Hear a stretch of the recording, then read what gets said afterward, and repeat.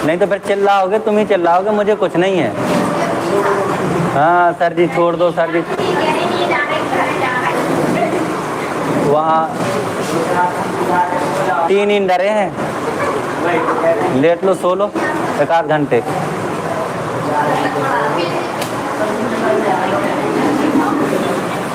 जिसको नींद आ रही है तो चले जाओ घर, क्या दिक्कत है। अब हमारे यहाँ सोफे वोफे की व्यवस्था होती तो हमें भी कर देते, चलो इतनी व्यवस्था नहीं है, नहीं तो भैया लेट जाते अपना।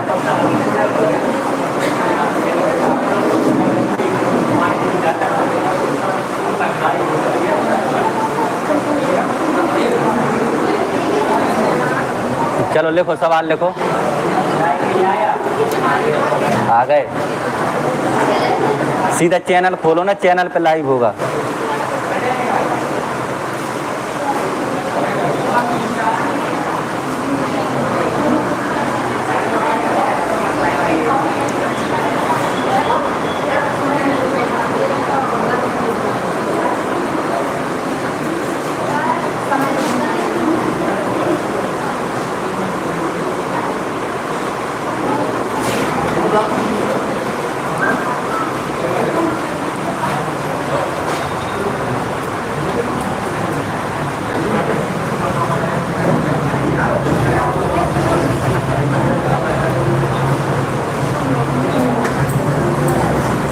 अरे यार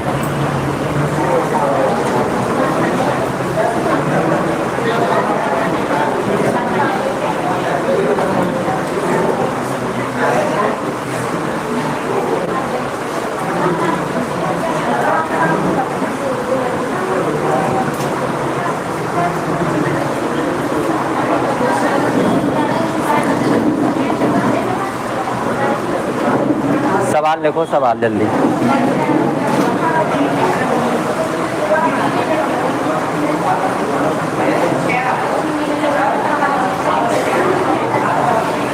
क्या क्या कह रहे हो?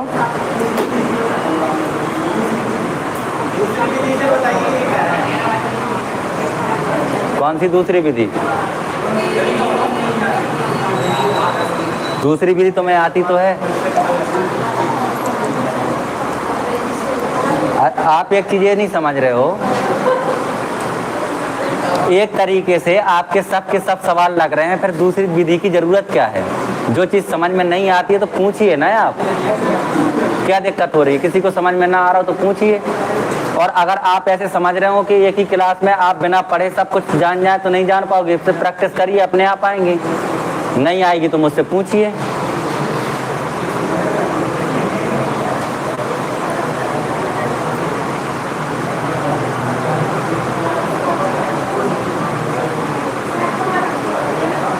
कैसा? क्लास छोड़ूंगा 4 बजे।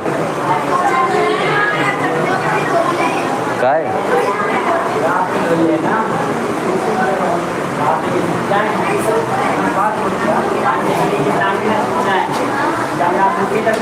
दो घंटे में खत्म ही नहीं होगा, हम कैसे कह देंगे खत्म कर देंगे? चलो लिखो सवाल, लिखो सवाल लिखो। देखो 72,000 रुपए की एक धनराशि, 72,000 रुपए की एक धनराशि, रुपए की एक धनराशि, 72,000 रुपए की एक धनराशि एक निश्चित वार्षिक दर पर, एक निश्चित वार्षिक दर पर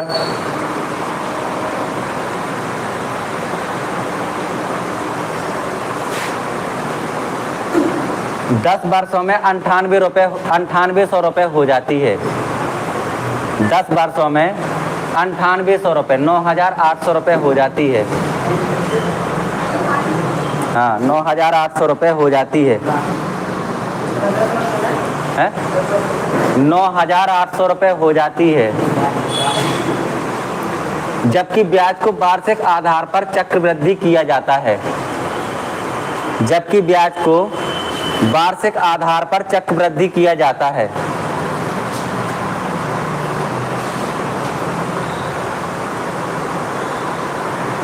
इसी ब्याज दर पर 5 वर्षों में चक्रवृद्धि किया जाता है इसी दर पर 5 वर्षों में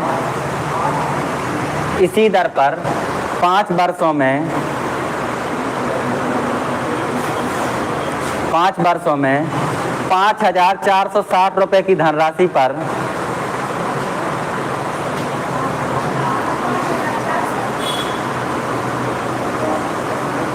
5,460 रुपए की धनराशि पर कितना चक्रवृद्धि ब्याज प्राप्त होगा? 5 वर्षों में 5,460 रुपए की राशि पर कितना चक्रवृद्धि ब्याज प्राप्त होगा? ऑप्शन है 910, 915, 910, 915, 985, 990। 910, 915, 985, 990।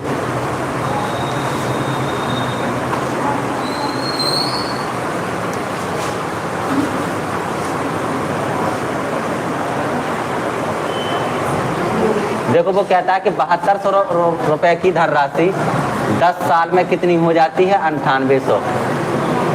9800 हो जाती है। ठीक है, अगर हम यहाँ से 2 0 काट दें, ठीक है, 2 से और काट रहा है तो कितना हो जाएगा? 36, और 2 से इसको काटो तो कितना हो जाएगा? 49। हमें ये पता है कि अगर 36 रुपए की राशि है तो ये 10 साल में 49 हो जाएगी। ठीक है, उसने कहा है कि 5 वर्षों में 5,460 रुपए पर कितना ब्याज मिलेगा? तो अगर हमें 7200 कर लो, 72,000 है तो यहाँ 98,000 कर लो, एक ही चीज़ है। चाहे यहाँ 98,000 कर लो, चाहे वहाँ 7200 कर लो। ठीक है, अब आप एक बात बताओ, जैसे हम 5 से 10 बनाते थे, समझना है आप बात को, जैसे हमें 5 वर्ष से 10 वर्ष बनाना होता था तो हम स्क्वायर कर देते थे। जैसे 1 से हमें 2 साल बनाना होता था, मतलब समय को 2 गुना अगर करना होता है तो हम 2 की घात चढ़ा देते हैं। अब हमें समय को आधा करना है क्योंकि 5 साल दिया है ना, समय हमें 5 साल चाहिए। तो अगर हमें समय को आधा करना है तो अगर हम वहाँ वर्ग करते हैं, जैसे अगर हम देखो 2 गुने का उल्टा कर रहे हैं आधा, समझते हैं ना, जैसे हम किसी चीज़ को पहले 2 गुना कर रहे हैं, अब हमें उसका उल्टा करना हो तो हम उसका आधा कर देंगे। ठीक है, अब हम अगर किसी संख्या का वर्ग कर रहे हैं और उसका उल्टा करना हो तो क्या लेंगे? फिर वर्ग का उल्टा क्या होगा? वर्गमूल लेंगे ना। तो 36 का वर्गमूल कितना आएगा? 6, और 49 का वर्गमूल कितना आएगा? 7। ठीक है, हमें ये पता चल गया कि अगर 6 रुपए की राशि है तो 5 साल में 7 हो जाएगी।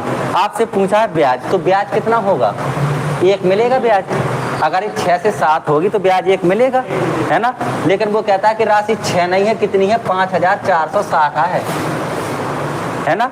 तो 1 की वैल्यू कितनी होगी? 6 नम्मा 54, 6 एकम 6, 910। यही आंसर है। बताओ अगर किसी को कोई डाउट हो। देखो भाई, दूसरे तीसरे तरीके आपको कैसे जानते हैं, आपने कैसे पढ़ा है, उसे मुझसे कोई मतलब नहीं है। आप उसी विधि से लगाइए जो तरीका आप जानते हैं, और अगर उस विधि से ये सवाल नहीं आ रहा तो इसका मतलब आप गलत तरीका जानते हैं। फिर आप जो तरीका भी जानते हैं, मैंने ये नहीं कहा कि आप उन तरीकों का प्रयोग मत करिए।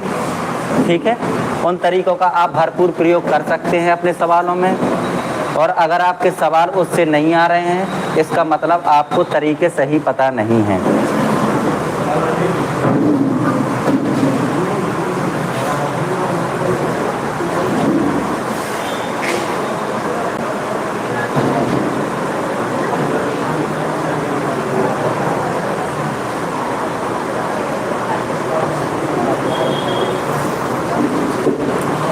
एक और लिखो सवाल। एक व्यक्ति एक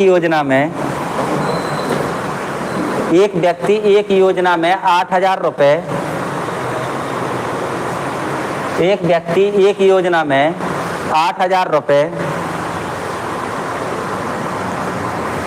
3 वर्ष के लिए चक्रवृद्धि ब्याज पर लगाता है। 3 वर्ष के लिए 8,000 रुपये 3 वर्ष के लिए चक्रवृद्धि ब्याज पर लगाता है। ब्याज पर लगाता है। पहले 2 वर्षों के लिए चक्रवृद्धि ब्याज की दर X% है।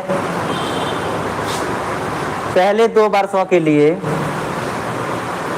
चक्रवृद्धि ब्याज की दर X% है।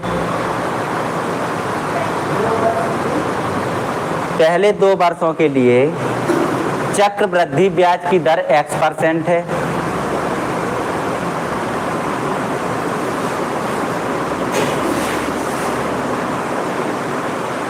और अंतिम 1 वर्ष के लिए 20% है। और अंतिम 1 वर्ष के लिए 20% है।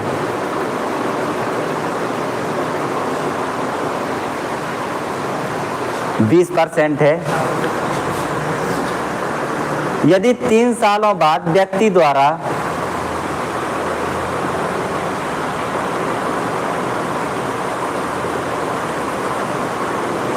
यदि 3 सालों बाद व्यक्ति द्वारा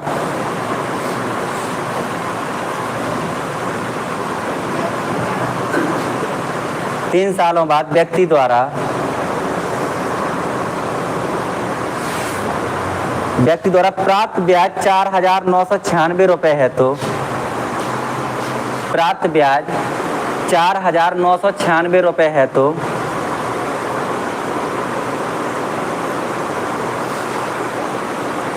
पहले 2 सालों की दर बताइए। पहले 2 सालों की दर बताइए।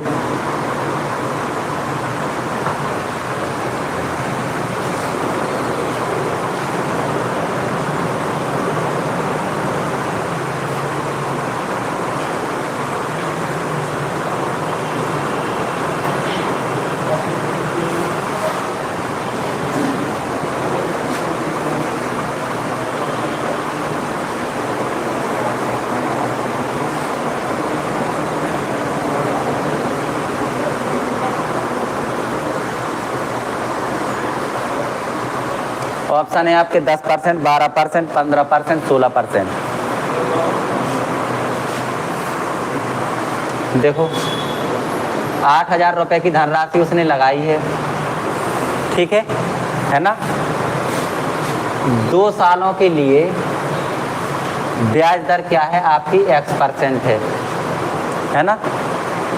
तो 2 सालों बाद यहाँ कोई धनराशि प्राप्त हुई होगी जो कि हमें नहीं पता, लेकिन वो कहता है कि 1 साल के लिए दर कितनी है आपकी 20% है। अगर दर आपकी 20% है तो 20% की फ्रैक्शन वैल्यू कितनी होती है 1/5। हम ये कह सकते हैं ये 5 रुपये 1 साल में 6 हो जाएगा, कह सकते हैं। और बात यहाँ 1 साल की ही है। अब उसने जो उसको टोटल चक्रवृद्धि ब्याज मिला है वो मिला है 4,696 है ना। तो कुल राशि कितनी हो गई होगी यहाँ पे 12,696, क्योंकि 8,000 तो उसने लागत लगाई थी, 4,696 ब्याज मिला, तो कुल मिलाकर कितनी होगी 12,696 रुपये हो गया। और हम हैं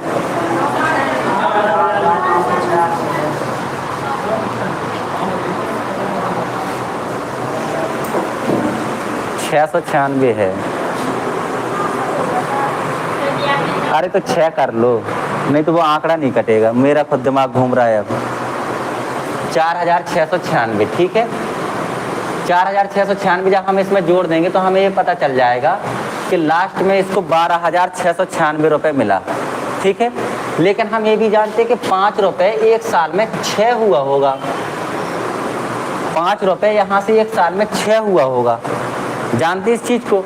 तो 6 की वैल्यू अगर A है तो एक की वैल्यू कितनी होगी? 6 दूनी 12, 6 एकम 6, 6 एकम 6, 6 36, 2116 है ना। 2116 तो 5 की वैल्यू कितनी होगी? 2116 का इसमें गुणा करा देंगे, है ना। अगर एक की वैल्यू आपकी 2116 आई है तो 5 की वैल्यू कितनी होगी? 5 छक्के 30, 5 एकम 5 3 8, 5 एकम 5 और 5 दूनी 10, 10,580। ठीक है, अब हमें यहाँ से दर निकाल लेंगे ये वाली। देखो 0 से 0 काट दो, 2 से काटो कितना आएगा? 400। 2 साल का ही समय है, 2 से काटो 2 पंचे 10, 2 दूनी 4, 2 नम 18, 529 है ना।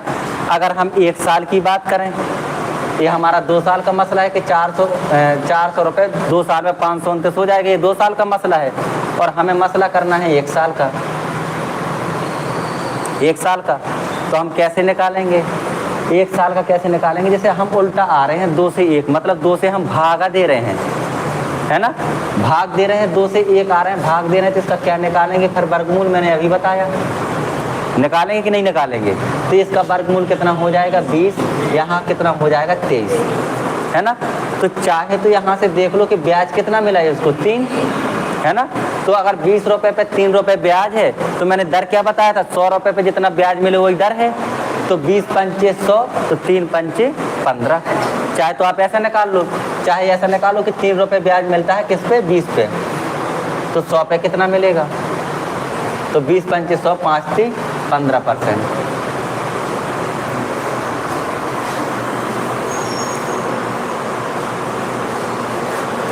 आपकी क्या अप्रोच है आप लगाइए, मुझे कोई मतलब नहीं उससे।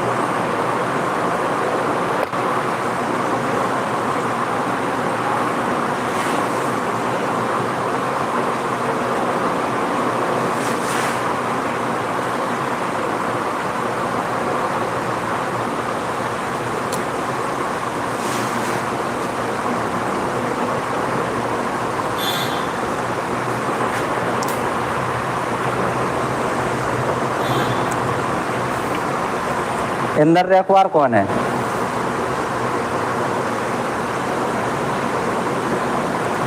इंदर रखवार कह रहे हैं गुड जॉब सर जी,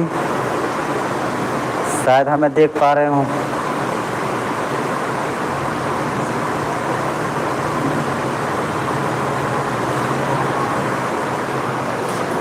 गुरुजी कैमरा की क्वालिटी ठीक नहीं है। कैमरा की क्वालिटी तो ठीक नहीं है, आपकी क्वालिटी गड़बड़ हो गई है।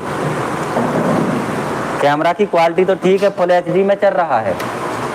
हमें लगता है जैसे आपकी क्वालिटी गड़बड़ हो गई हो, तो थोड़ा सा अपनी क्वालिटी बढ़ाइए। कौन है ये अंदर रखवार? कोई यहीं पे बैठा है क्या?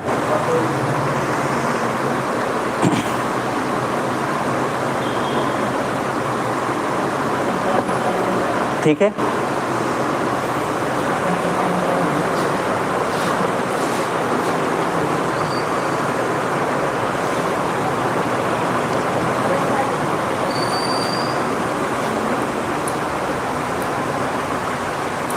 अगला सवाल लिखो।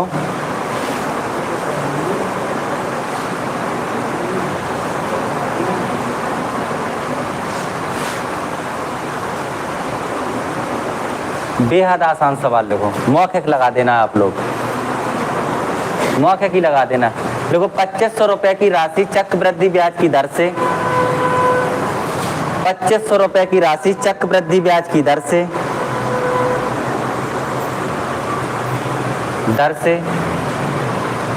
2 वर्षों में 5000 रुपए हो जाती है।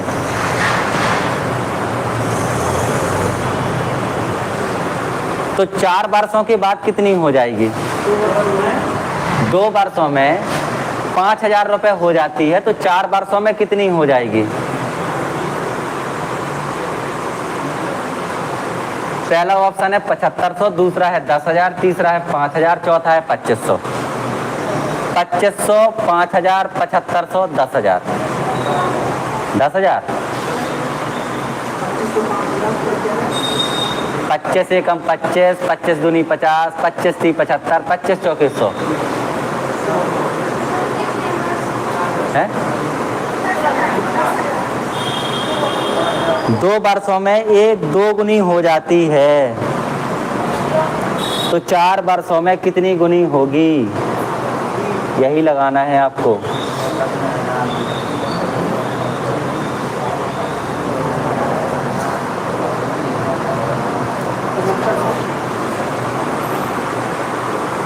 अगर मयंक सर जी देख रहे हो तो कृपया कमेंट कर दें। गुरुजी आवाज़ भी क्लियर नहीं आ रही है, ऐसा भी है क्या यार? ऐसा भी है क्या कि आवाज़ भी क्लियर ना आ रही हो? चेक करो थोड़ा, कोई एक लोग, मैं अपने ही में चेक कर लेता हूँ। चेक करो थोड़ा, कोई अच्छा मैं समझ गया, हाँ पंखा चालू है ये। अच्छा मैं समझ गया, हाँ पंखा चालू है ये। अच्छा मैं समझ गया, हाँ पंखा चालू है। उपेंद्र राजपूत कह रहे हैं आ रही है। उपेंद्र राजपूत कह रहे हैं आ रही है, ठीक है कोई दिक्कत नहीं। आगे देखो, मैंने कहा कि कोई धनराशि है ये 2500 रुपये 5 वर्ष में, सॉरी 2 वर्ष में, 2 वर्ष में कितनी हो जाती है? 5000 हो जाती है, 5000 हो जाती है। अब वो कहता है कि 4 वर्ष में, मतलब अगले 2 वर्ष की और बात कर रहा है कि यही राशि 4 वर्ष में कितनी हो जाएगी, मतलब अगले 2 साल की और। तो यहाँ पर अनुपात कितना है? 1 और 2 का। 25 से कम 25, 25 दूनी 50, 1 और 2 का। तो यहाँ भी अनुपात 1 और 2 का ही होगा। तो 1 की वैल्यू 5000 है, तो 2 की वैल्यू कितनी होगी? 10000। बेहद आसान सवाल, आज की क्लास का सबसे सरल सवाल।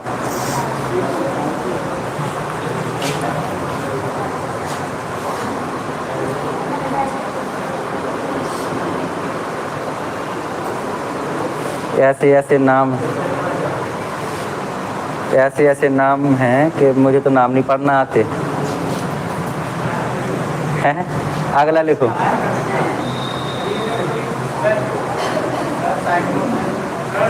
हाँ लो लो लो लो लो लो भैया। एक और लिखो, जिस टाइप का सवाल आपका यूपी प्लस पूछ सकता है, इस टाइप का भी पूछ सकता है, ऐसी कोई बड़ी बात नहीं है। आगे लिखो, उस टाइप का तो आपके प्रैक्टिस सेट में कई सवाल हैं। देखो, यदि कोई धन 6 साल में चक्रवृद्धि ब्याज की दर से, यदि कोई धन 6 साल में चक्रवृद्धि ब्याज की दर से 3 गुना हो जाता है, 6 साल में चक्रवृद्धि ब्याज की दर से 3 गुना हो जाता है,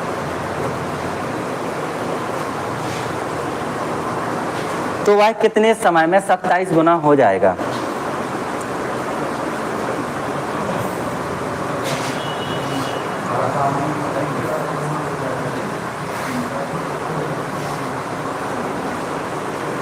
कितना?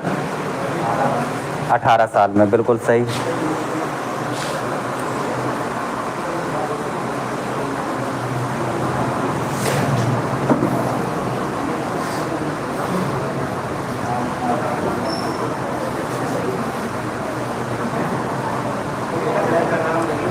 एक हिटलर आ गए, हिटलर कह रहे हैं सर मेरा नाम ले लो। हाँ, अब तुम्हारा नाम ही तो मुझे नहीं पता कि तुम किस चीज के हिटलर हो। हैं? चलो ले लिया भैया तुम्हारा नाम। और बताओ तुम्हारा और क्या लेने? गर्लफ्रेंड का नाम बता दो, उनका भी सबको शेयर कर दें। हैं? बीवी बच्चे हो तो उनका भी नाम बता दो। सबका शेयर कर दें भैया।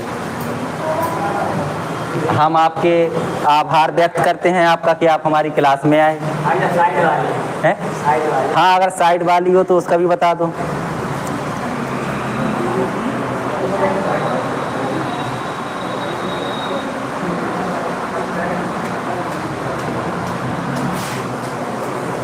देखो, अगर कोई राशि है, जैसे मान लो हम राशि मान लेते हैं कि 1 रुपए की है, तो ये कहता है कि 6 साल में 3 गुनी हो जाती है, मतलब 3 होगी, तो कितने साल में ये 27 हो जाएगी?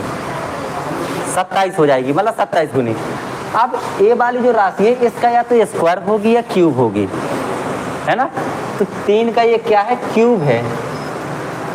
3 का क्यूब ही होता है ना 27। तो जो ये 3 की घात चढ़ी है ना, इसी का इसमें गुणा करा दो तो 18 साल आ जाएगा। ठीक है,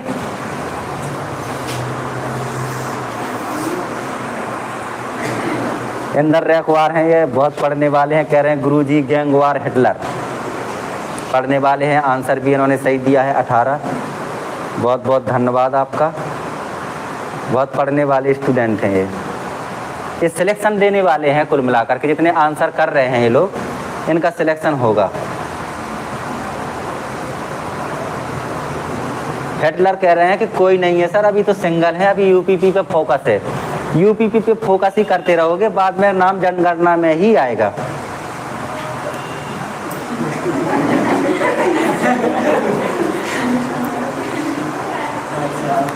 देखो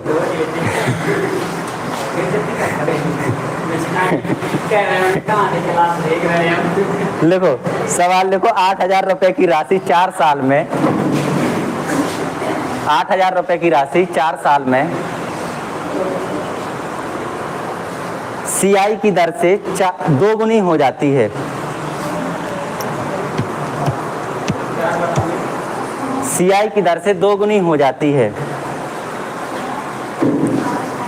तो 12 साल बाद यह राशि कितनी हो जाएगी? तो 12 साल बाद यह राशि कितनी हो जाएगी? मजा आता है लाइव क्लास चलाने में, मैं रोज चलाऊंगा। तो ये ऐसा कर पुष्पेंद्र, अपना मेरा चैनल अपने मोबाइल में खोल ले। हैं?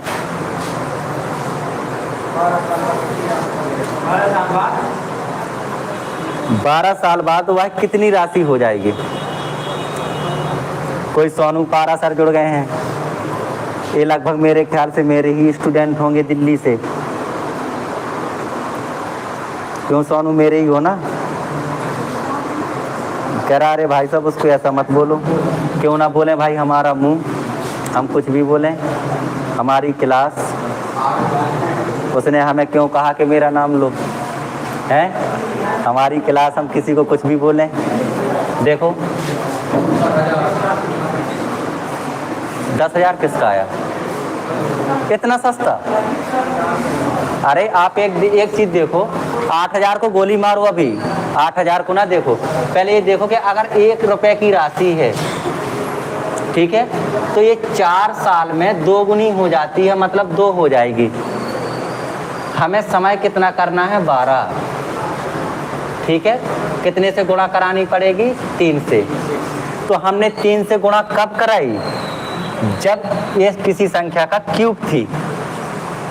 अगर यहाँ क्यूब था तो हमने 3 से गुणा कराई थी, तो इसका मतलब हमें इसका भी क्यूब करना पड़ेगा, इसका भी क्यूब करना पड़ेगा, है ना। तो 1 का क्यूब तो आपका 1 ही रहेगा, 2 का क्यूब कितना? 8 हो जाएगा। मतलब हमें ये पता चल गया कि जो ये राशि है 12 साल में 8 गुनी हो जाएगी। अब 8,000 राशि थी, 8 गुनी हो जाएगी तो कितनी होगी? 64,000 रुपए हो जाएगी। ये आंसर है। ठीक है,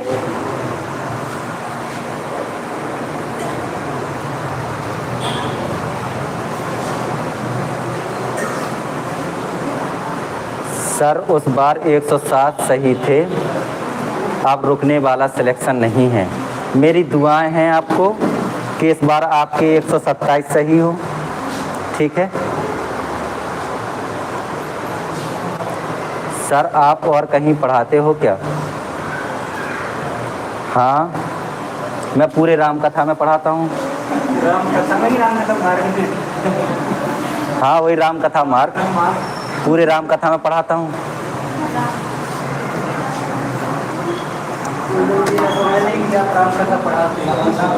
धीरज कह रहे हैं कि समोसा, अभी आपको रसमलाई भी मंगवाएंगे हम, थोड़ा सब्र कर लो। देखो समोसा समोसा कितने समसुआने हैं।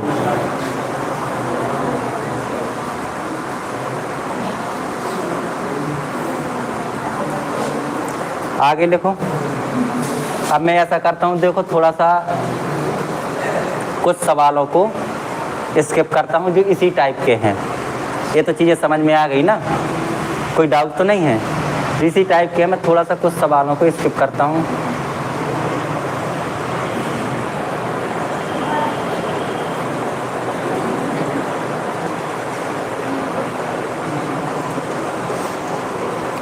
चलो एक सवाल लिखो।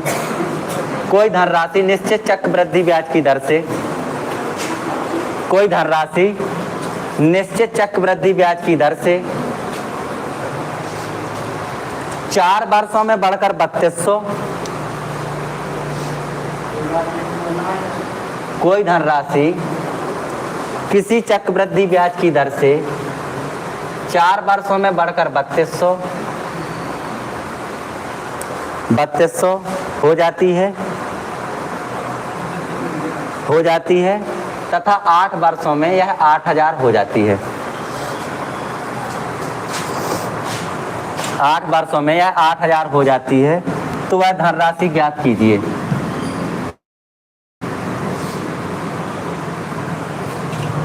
तो वह धनराशि ज्ञात कीजिए।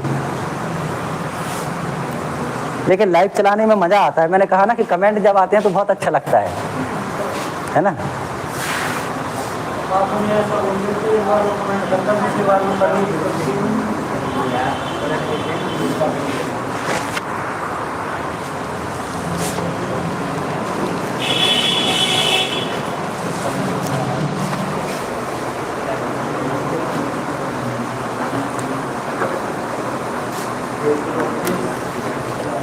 अब मुझे क्लियर समझ में आ गया कि तुम्हें समोसों की जरूरत पड़ गई है, क्योंकि सर को भी सिर लिखने लगे हो तुम। देखो 4 साल में 3200 होता है, तो कहता है 8 साल में, तो अगले 4 साल और बचे, है ना, 8000 हो जाता है। तो यहाँ से क्या हम अनुपात निकाल सकते हैं? 16 दूनी 32, 16 पंचे 80। हमें ये पता चल गया कि 4 साल में 2 रुपए से 5 होता है, तो यहाँ भी 4 साल में 2 से 5 ही हुआ होगा कि नहीं हुआ होगा। तो 5 की वैल्यू अगर 3200 है तो 1 की क्या होगी? 5 छक्के 30, 5 चौके 20, 640। 1 की 640 होगी तो 2 की कितनी होगी? 1280। यही आंसर है ना।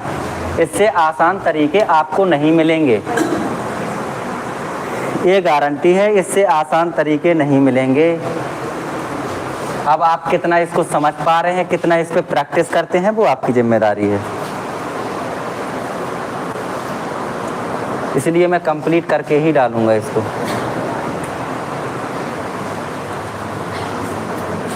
मैं आपको एक शायरी सुनाने वाला था, मैं बाहर बैठा था, तब मुझे याद आ गई थी, लेकिन अब भूल गई है। लेकिन मुझे अब भूल गई।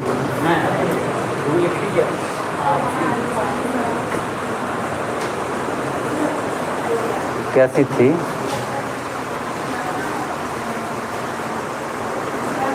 हाँ, अच्छा,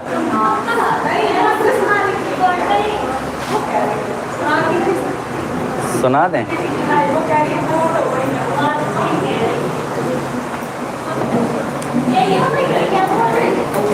रुको। अब मुझे मोटिवेशनल, देखो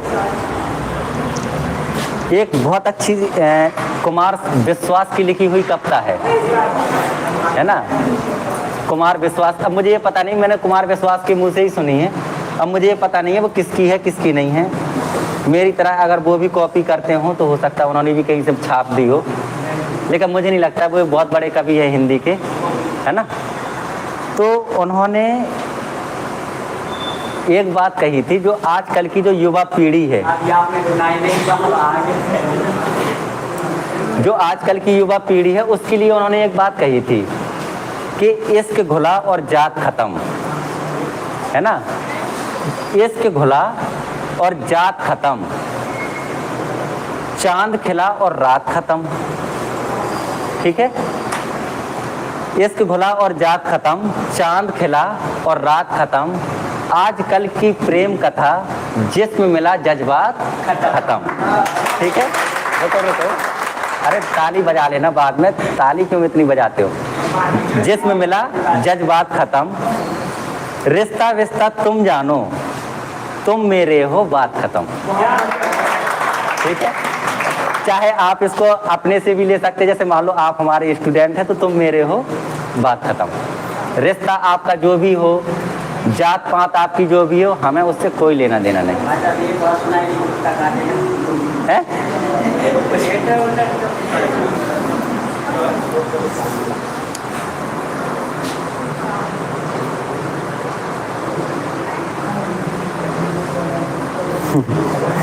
अब एक और कहाँ से सुना दें यार, मुझे उतनी आती नहीं है, मैंने जितनी आती थी मैंने आपको सब सुना दी क्लास में। है? कौन सा? सर आप डांस बहुत अच्छा करते हैं, मैंने इंस्टा में देखा है, आप डांस करके दिखाएंगे तो और अच्छा लगेगा। लोग ये कौन महाशय हैं? पुष्पेंद्र कुमार। वाह भाई साहब क्या बात है, ठीक है। अरे मुझे एक और आती थी अच्छी, मैं पता नहीं क्यों भूल गया उसको।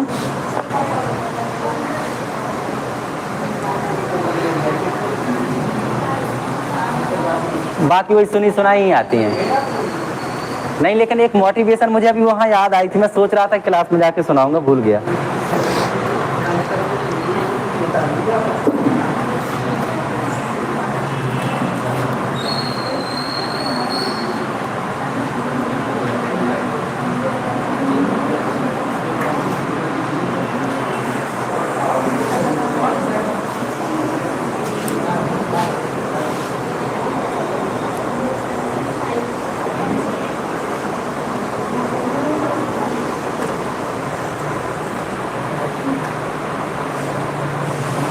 कहो तो मैं कुछ सवाल स्किप करूं। अच्छा हाँ, हेडिंग लगाओ CI और SI में अंतर। इससे आपको एक सवाल हो सकता है आ जाए। CI और SI में अंतर मतलब साधारण ब्याज और चक्रवृद्धि ब्याज में अंतर कैसे निकालते हैं। तो देखो मैं डायरेक्ट फॉर्मूला लिखा देता हूं कि हमें करना क्या है।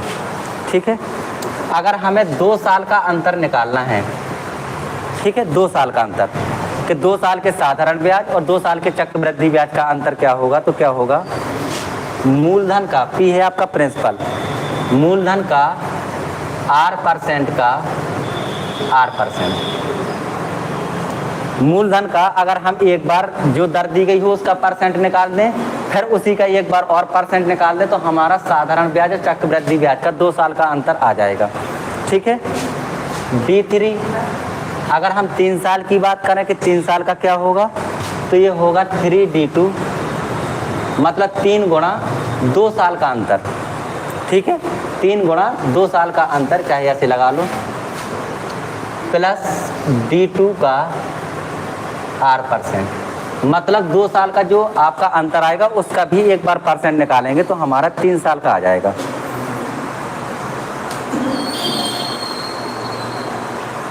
एक सवाल लिखो इस पे।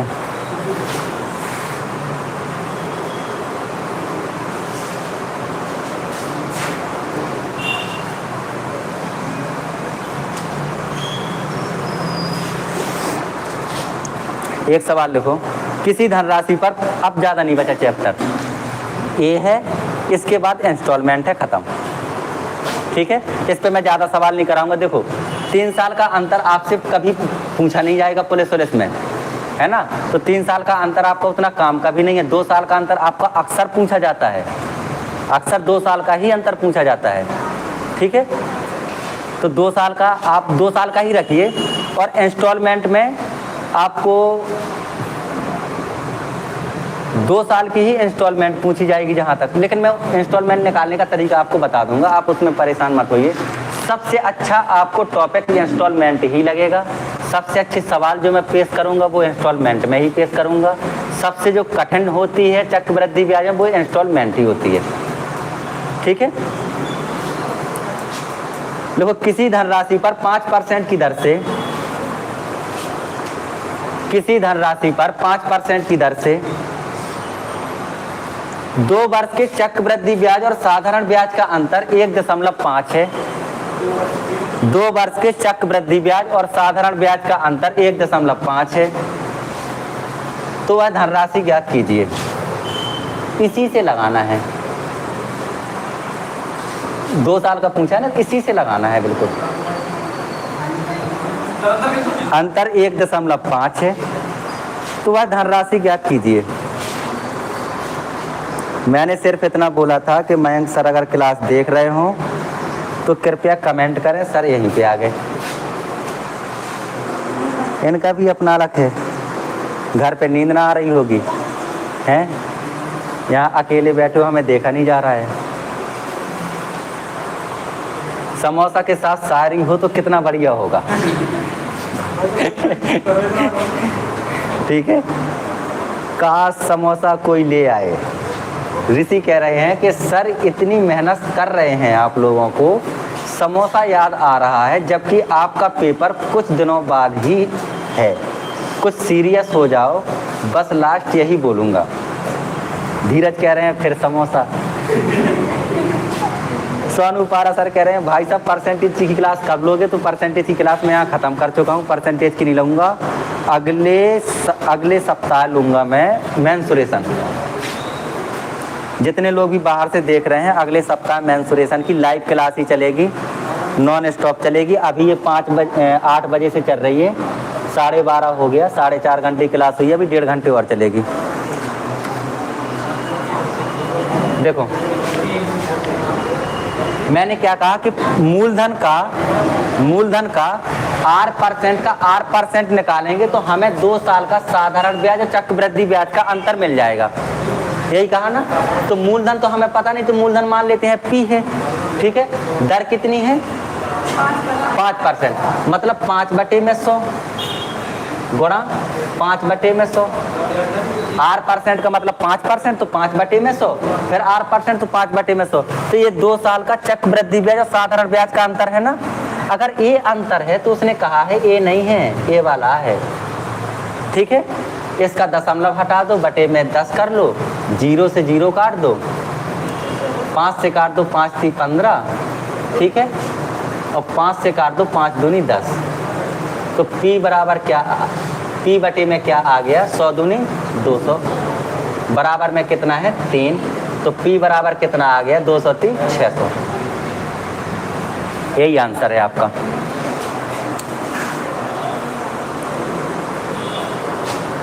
चलो कम से कम मुझे यही खुशी है कि आप लोगों के आंसर आ रहे हैं। लेकिन जब आप ऐसे कहते हो कि दूसरा तरीका बताओ तो मैं फंस जाता हूँ फिर। ठीक,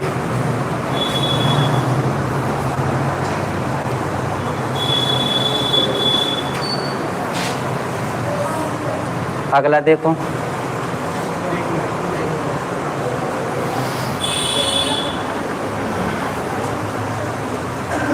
अगर मान लो रेट ही 2 आ जाए तो फिर क्या करोगे? जैसे आपकी यहाँ पर तो दर 1 है, तो हमने 5 यहाँ भी कर दिया, 5 यहाँ भी कर दिया। और अगर दर आपकी 2 हो, दोनों अलग अलग हो, पहले साल के लिए अलग दर होगी, दूसरे साल के लिए अलग दर होगी, तो फिर कैसे करोगे? हैं? अरे तो कितने भोले भाले हो आप लोग, बताओ। अरे एक दर होगी तो इसके स्थान पर रख देंगे, दूसरी दर होगी तो इसके स्थान पर रख देंगे, हैं?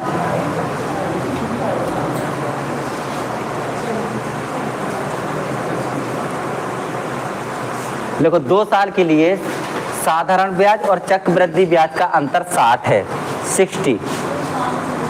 2 साल के लिए साधारण ब्याज और चक्रवृद्धि ब्याज का अंतर 60 है।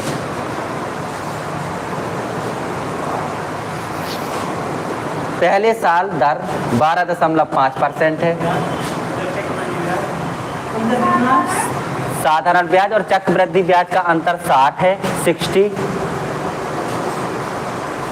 पहले साल दर 12.5% तथा दूसरे साल दर 16.2/3% है। पहले साल दर 12.5% तथा दूसरे साल दर 16.2/3% है। तो मूलधन ज्ञात कीजिए।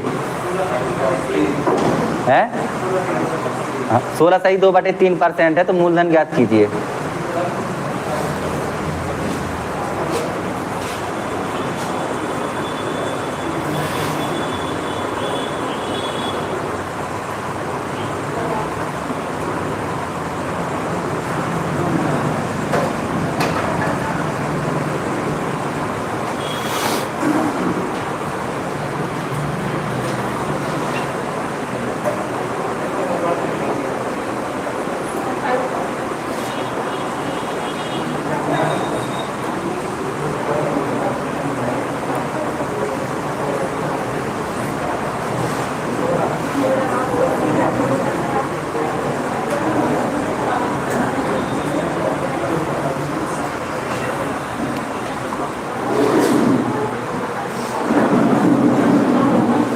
आ गया।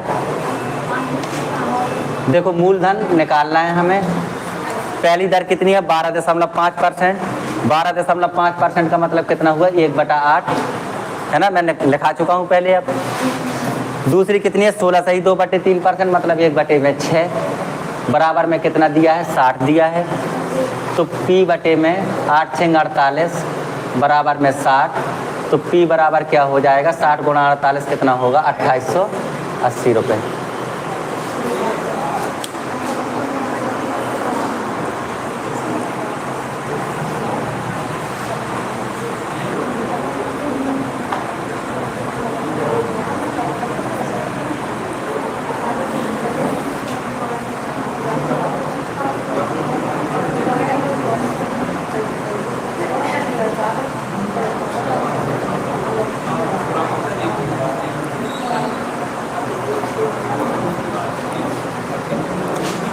एक और लिखो।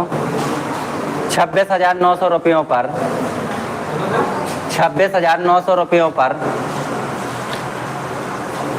900 रुपयों पर 26,900 रुपयों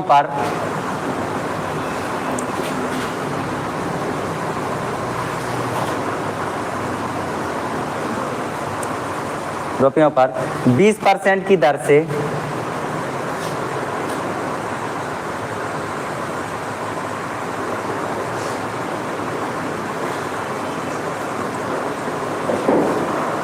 20% की दर से अर्धवार्षिक चक्रवृद्धि ब्याज,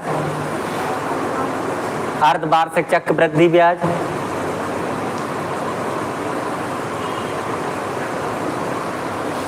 तथा वार्षिक चक्रवृद्धि ब्याज तथा वार्षिक चक्रवृद्धि ब्याज में अंतर क्या होगा? पहला ऑप्शन है आपका 125, दूसरा है 250, तीसरा है 269, चौथा है 269.9।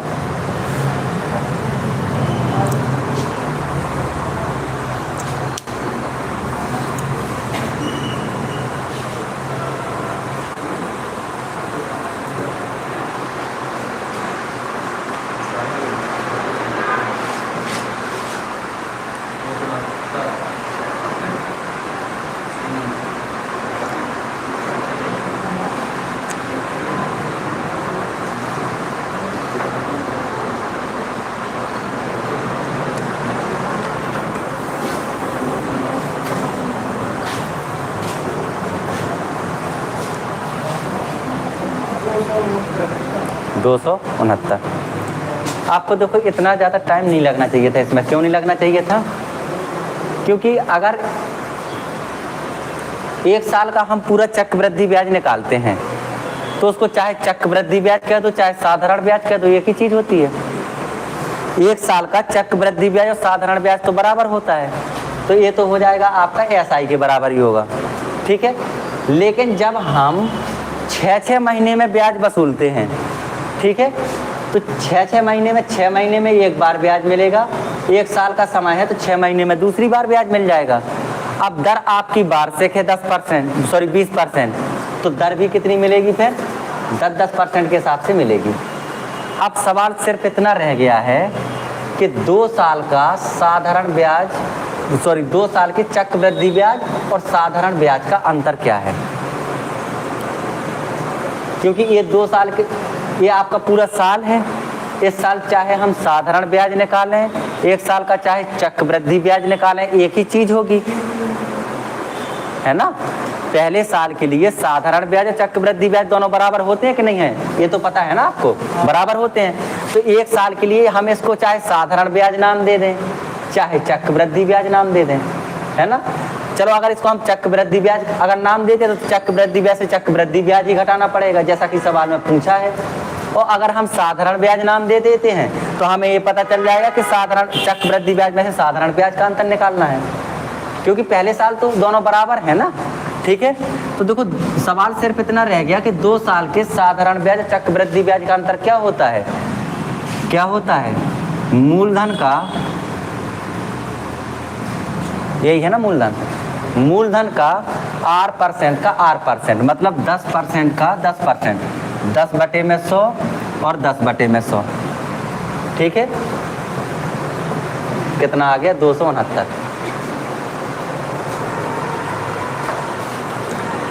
समझ पा रहे हो ना?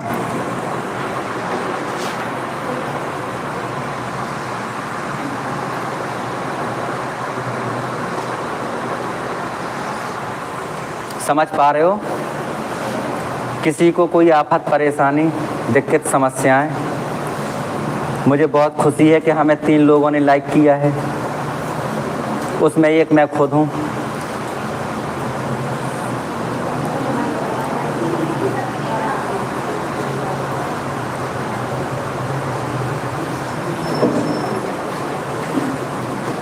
राम गुप्ता कह रहे हैं मयंक सर को भी बुला लो, कुछ बोलें तो दिन बन जाएगा। अच्छा, हम बोल रहे हैं तो दिन बिगड़ रहा होगा आपका, ठीक है। निकाल लोगे ना साधारण ब्याज चक्रवृद्धि ब्याज का अंतर? अब तो नहीं दिक्कत पड़ेगी ना?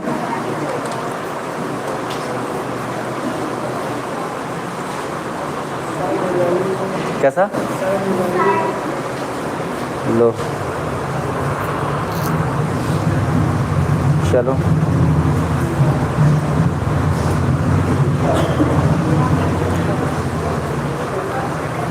मैं बहुत सारे सवाल छोड़ देता हूँ, अब बहुत ही सारे।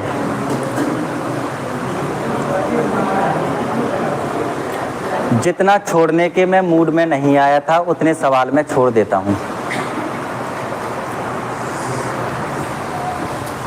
हेडिंग लगाओ, लास्ट हेडिंग लगाओ, इंस्टॉलमेंट जिसको कहते हैं किस्त। इंस्टॉलमेंट जिसको कहते हैं किस्त, ठीक है। लास्ट टॉपिक है, ज़्यादा नहीं करवाऊंगा मैं, 3-4 सवाल 5 सवाल ही करवाऊंगा, छोड़ दूंगा, ठीक। सबसे अच्छा टॉपिक है आज का, इसको बहुत ध्यान से समझना, क्योंकि लोग इसको बहुत टफ मानते हैं और हम इसको कितने आसानी से अंजाम देंगे ये देखना है। आपको याद होगा, शायद आप ना भूले हो सुबह की बात, तो किसी सवाल में आपको फॉर्मूला लगाना पड़ा? नहीं लगाना पड़ा, ना लगाना पड़ेगा। किस्त को आप जितना कठिन मानते हैं मानते रहो। देखो मैं 2 सवाल आपको देता हूँ, एक CGL प्री 2018 का और डिट्टू कॉपी दूसरा सवाल CGL प्री 2019 का, ठीक। एक मैं बताऊंगा, दूसरा आप लोग लगाना। पहले तो इंस्टॉलमेंट का बेसिक ही समझ लो कि इंस्टॉलमेंट आखिर है क्या।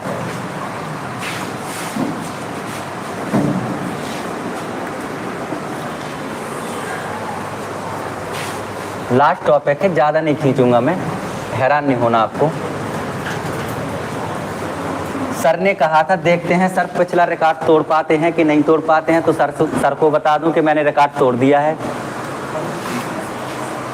अपना पिछला रिकॉर्ड तोड़ दिया है। पिछले रिकॉर्ड में मैंने 5 घंटे क्लास ली थी, 5 घंटे का तो 4.5 घंटे ही ली थी, है ना, क्योंकि 8:30 से तो स्टार्ट ही करी थी, है ना, तो रिकॉर्ड टूट गया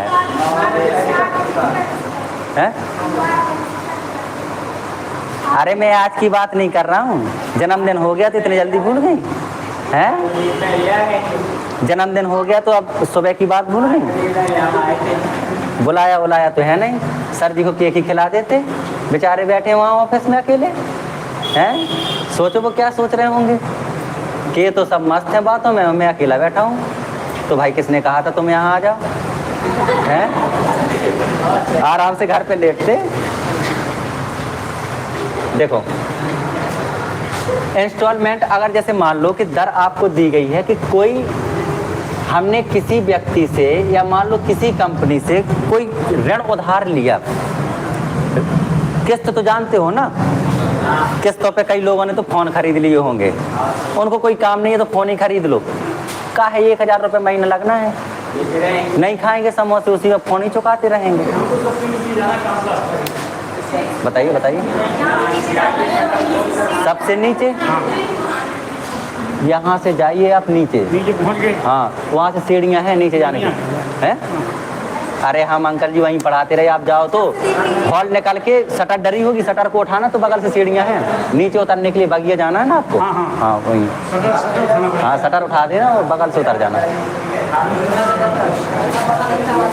ठीक है। देखो जैसे मान लो हम कोई मोबाइल खरीदते हैं या कोई गाड़ी खरीदते हैं या किसी से उधार लेते हैं और हम चाहते हैं कि हम बराबर बराबर किस्तों में चुकाएं।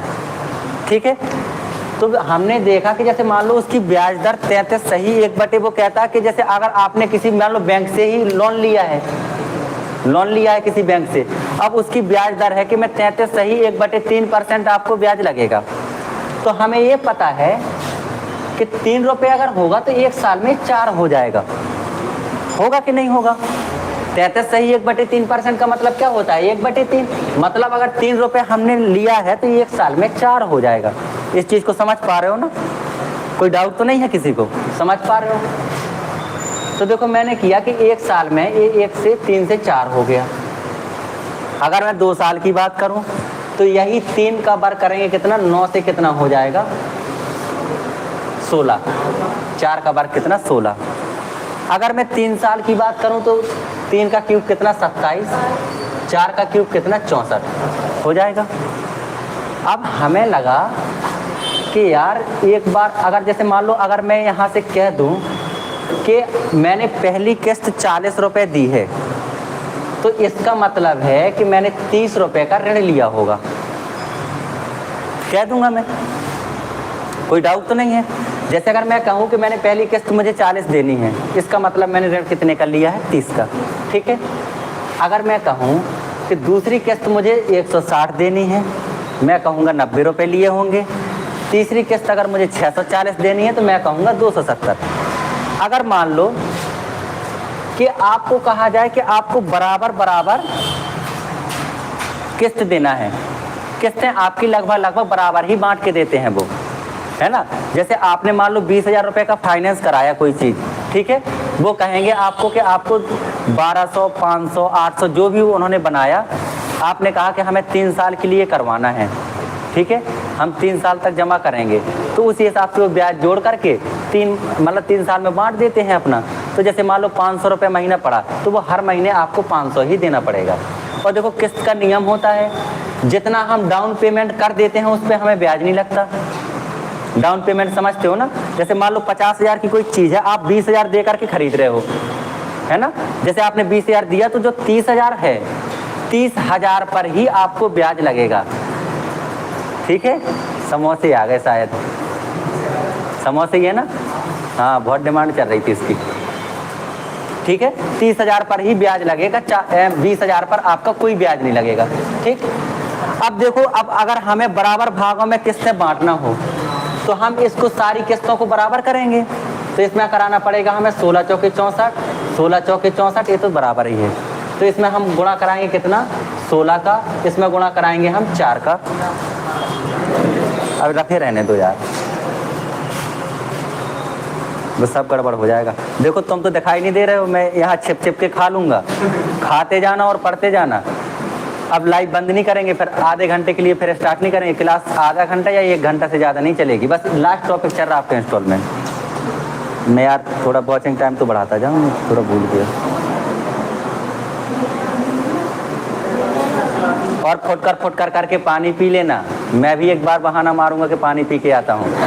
ठीक है। देखो अब अगर हमें बराबर बराबर किस्तें देनी है तो सब किस्तें देखो 64 की हो गई,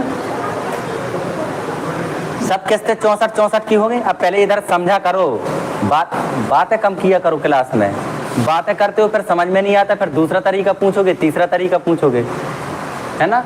तो यहाँ से हमें ये पता चल गया कि यहाँ से ऋण कितना था 48, यहाँ से कितना था 36 और यहाँ से कितना था 27। टोटल हुआ कितना 8 से 14, 14 7 21, 8 से 14, 14 7 21 और 6 3 9 9 2 11। मैं ये कह दूंगा कि अगर मैंने 111 रुपए का ऋण लिया है तो मैं 64 रुपए की 3 आसान किस्तों में ऋण चुका दूंगा। क्योंकि हमने किस्तों को क्या कर लिया है, बराबर कर लिया है ना। तो हमने जोड़ा कि अगर हमने 111 रुपए का ऋण लिया है किसी व्यक्ति से और ब्याज की दर 33 सही 1/3% है, तो मैं 64 और 64 रुपए की 3 आसान किस्तों में इसको चुका दूंगा, ठीक है। लेकिन एक व्यक्ति बोला कि भाई साहब ऋण 111 का नहीं था, ऋण तो आपका 333 रुपए का था, ऋण तो आपका 333 का था, है ना। तो हम भी कह देंगे, हम आपको 64 नहीं देंगे, कितना देंगे, 192 और 192, 3 से इसमें भी गुणा करा दिया हमने, ठीक है। अगर आपका ऋण 3 गुना हुआ है तो किस्त भी आपको 3 गुना ही देनी पड़ेगी, ठीक है। तो हम ये कह देंगे, अगर भाई साहब आप कह रहे हैं कि चलो 333 रुपये हमने उधार लिया, लेकिन हमने इतना लिया तो नहीं है, लेकिन अगर आप कह रहे हैं तो आपकी बात मान लेते हैं, हम इसको 192 रुपये में देंगे, ठीक है। किस्त समझे, किस्त है क्या, समझ गए ना। डाउन पेमेंट पे आपकी किस्त नहीं लगेगी, ठीक। और किसी को अगर कोई डाउट हो तो बताओ। हाँ, हम तीनों किस्तें बराबर करेंगे ना, चाहे किसी भी संख्या से गुणा भाग कराना पड़े हमें।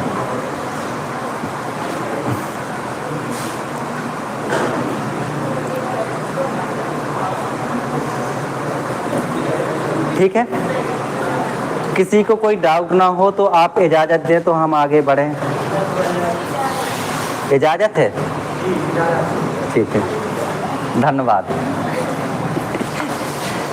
बस अब मुझे भी चस्का चढ़ गया है लाइव का, चाहे मुझे चैनल खोलना पड़े किसी में। कमेंट बहुत अच्छे आते हैं, पढ़ने में बहुत मज़ा आता है। सवाल देखो, CGL प्री 2018 का बहुत शानदार सा सवाल है, लिखते जाओ, खाते भी जाना। देखो, एक व्यक्ति ने 3 साल के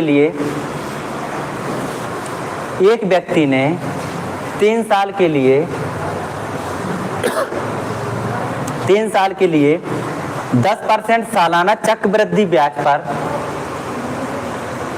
10% सालाना चक्रवृद्धि ब्याज पर एक निश्चित राशि उधार ली,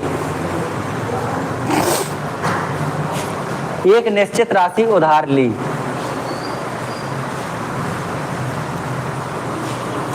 दो साल के अंत में उसने 7,260 2 साल के अंत में उसने 7,260 की राशि 2 साल के अंत में 7,260 रुपए की राशि चुका दी है। 60 7,260 चुका दी। और तीसरे वर्ष के अंत में उसने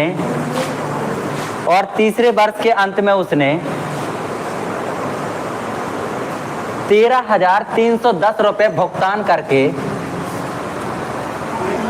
और तीसरे वर्ष के अंत में उसने 13,310 रुपए भुगतान करके ऋण को मंजूरी दे दी, मतलब ऋण चुका दिया। तीसरे साल में उसने 13,310 रुपए उसके मुंह पे मारे, ऋण फाइनल, ठीक, चुका दिया। तो उसके द्वारा उधार ली गई राशि क्या थी? उसके द्वारा उधार ली गई राशि क्या थी? पहला ऑप्शन है 16,000, दूसरा ऑप्शन है 15,400, तीसरा है 15,600, चौथा है 16,500। है कोई इतने में ऐसा सूरमा जो इस सवाल को लगा दे?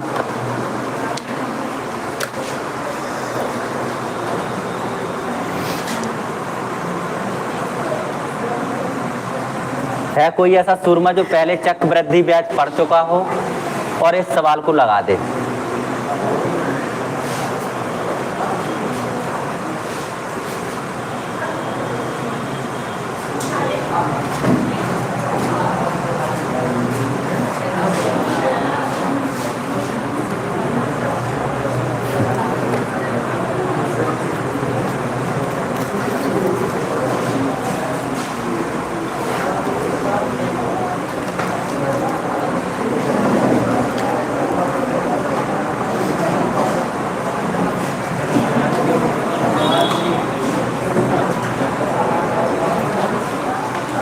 बताओ, जल्दी लगाओ। जिसमें इतनी हिम्मत हो सवाल लगाओ।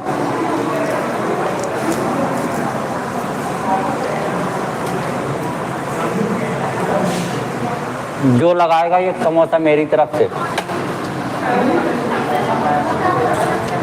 मैं लेकिन उसका सॉल्यूशन चेक करूंगा, ऐसे नहीं तो कम मार दो इन्हीं 4 में से 1 में।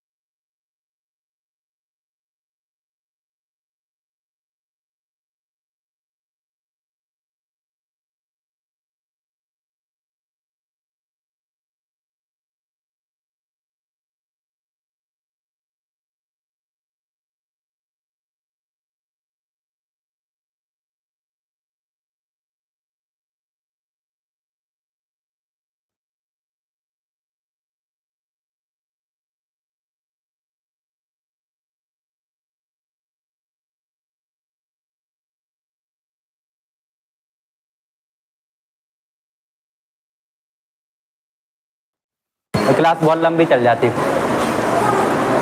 जो उस टाइप के थे मैंने स्किप कर दिए। सीट में आपके सब सवाल है, सीट तो बंटवा दी।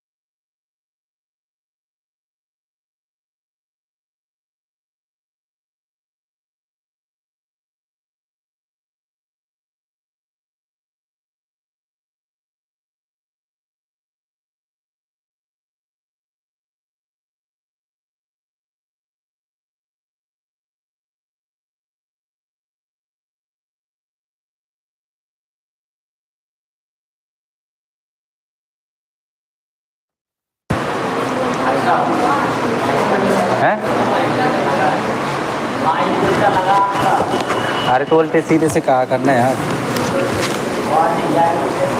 आएगी आवाज़, आ रही होगी, देखो। बताओ, है कोई जो इस सवाल को लगा सकता है? है? कितना आया बताओ? 6500, 16,500, 6500 कहाँ से आ गए? लगाया कहाँ है तुमने?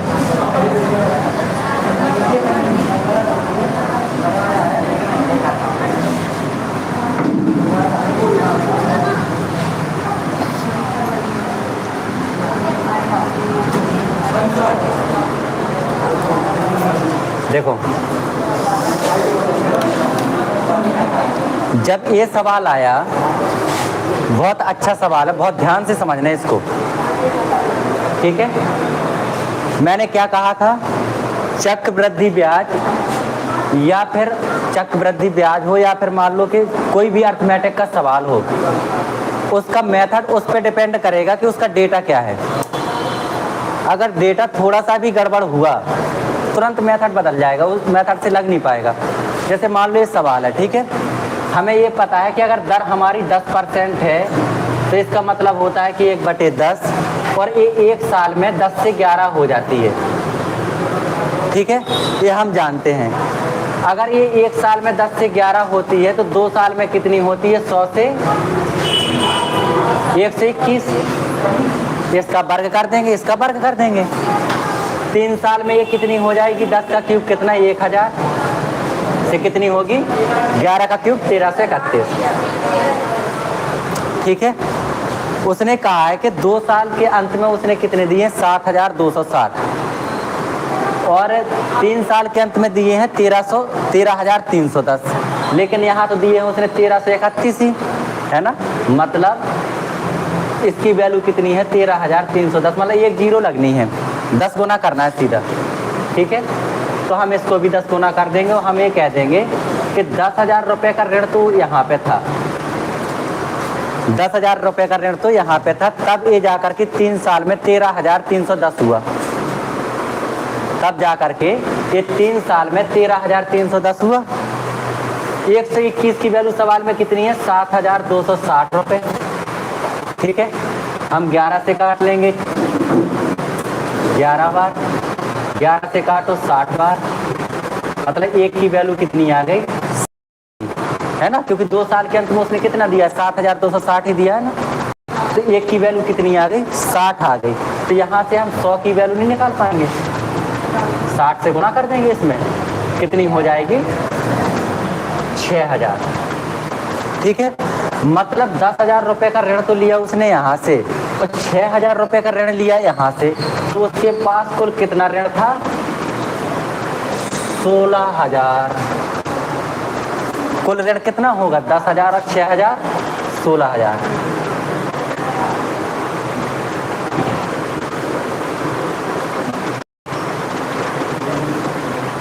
16,000। ठीक है? कोई डाउट हो तो बताओ। किसी का भी सवाल नहीं आया था?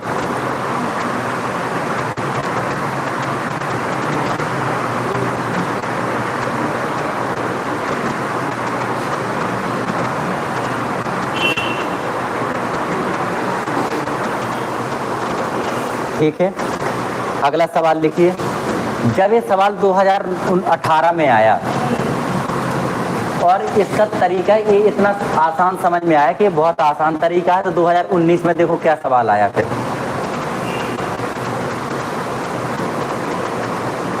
2019 में जो सवाल आया, बोले बता लिए इसको, बता रहा जल्दी।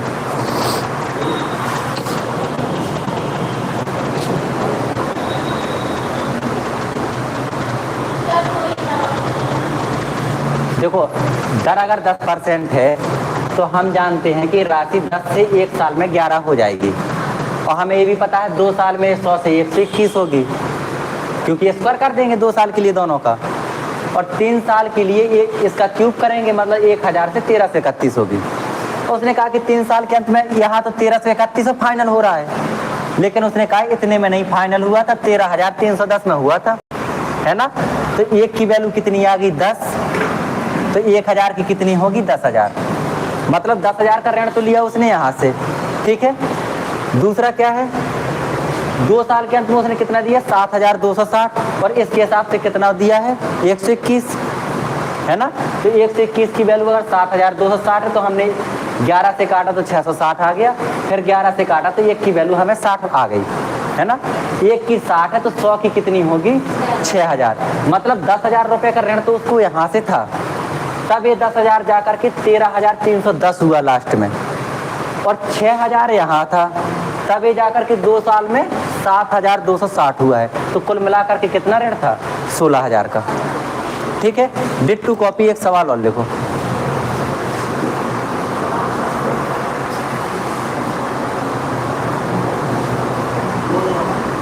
एक सवाल और लिखो। एक व्यक्ति 3 साल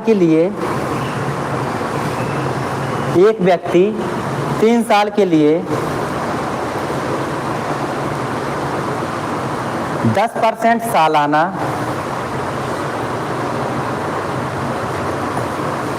10% सालाना चक्रवृद्धि ब्याज पर एक निश्चित धनराशि उधार लेता है।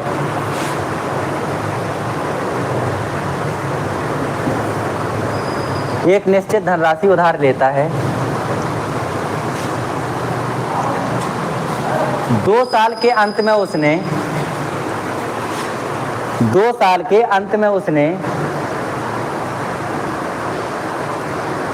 6,634 रुपए की राशि चुका दी। 2 साल के अंत में उसने 6,634 रुपए की राशि चुका दी। 6,634 रुपए की राशि चुका दी, और तीसरे वर्ष के अंत में उसने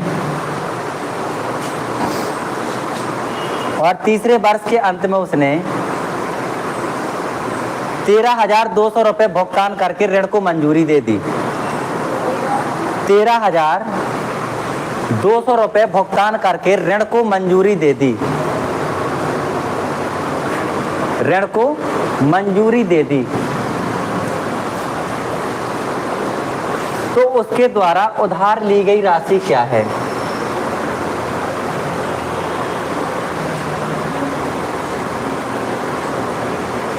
ऑप्शन आपके सेम ही है, केवल 16,000 की जगह 16,400 है, बाकी सेम है। ऑप्शन सेम ही है। एक सवाल देखो, सवाल की थ्योरी मिला लीजिए आप लोग, ठीक है। सवाल की थ्योरी मिला लीजिए, अगर थ्योरी कहीं आगे पीछे हो, सेम टू सेम थ्योरी है, सेम आपकी दर भी आपकी 10% की 10% ही है, केवल 1-2 डेटा बदले हैं। यहाँ पर 6,634 आया है, यहाँ पर 13,200 आया है। अब मर्जी आपकी है कैसे लगाओगे। सॉल्यूशन आपके सामने है, मैंने एक समझा दिया है, फिर भी अगर हिम्मत हो तो दूसरा सवाल लगा के बता दो। अगर आपके अंदर हिम्मत है तो सवाल लगा के बताओ। ये सीजीएल प्री 2019 में तुरंत के तुरंत बैक टू बैक सवाल आया है, ठीक है। कैसा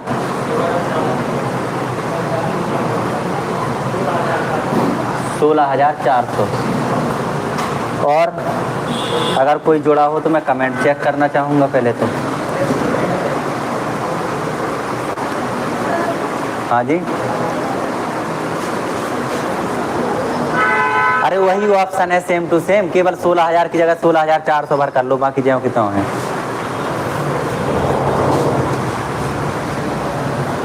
कमेंट क्या हैं आपके?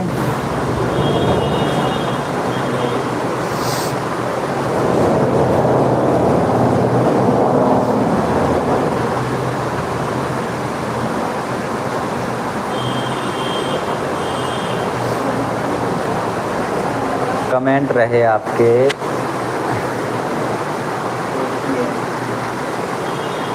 16,400 रुद्र कुशवाहा, वेरी गुड। और किसी का? और किसी का कुछ आंसर आ रहा हो?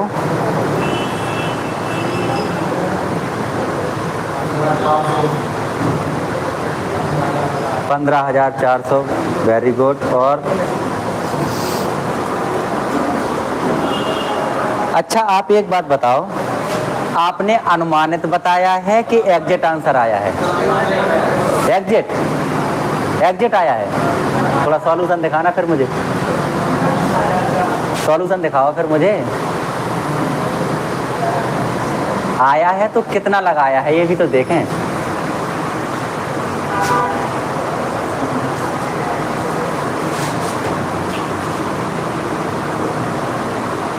ग्यारह की 60 है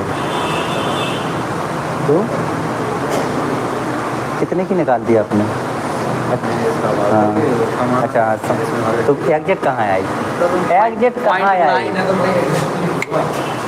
हाँ वो मैंने इसीलिए मैंने पूछा कि अगर आपने इससे लगाया है तो आपकी एग्जैक्ट वैल्यू आएगी ही नहीं, पॉइंट में आएगी, मतलब 15,400 के आसपास की आएगी, तो फिर आप आंसर टिक कर सकते हैं कि चलो 15,400।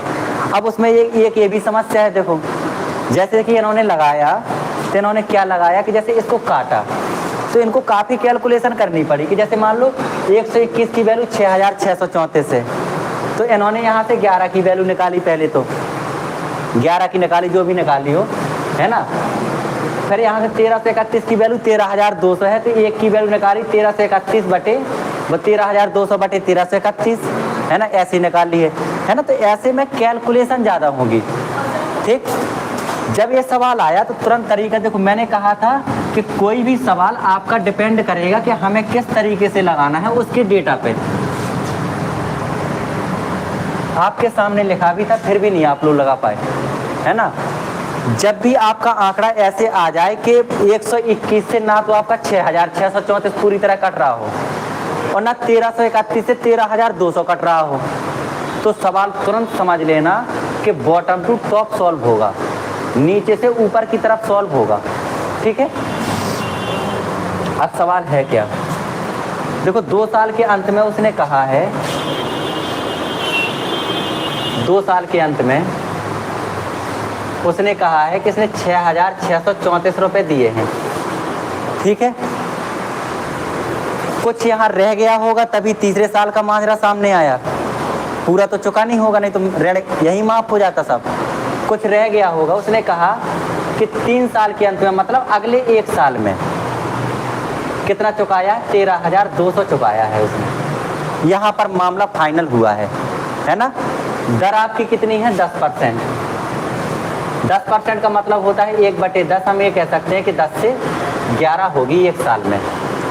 तो अगर यहाँ मामला 1 साल का ही है, ठीक है, तो यहाँ भी ये 10 से 11 ही हुई होगी, है ना।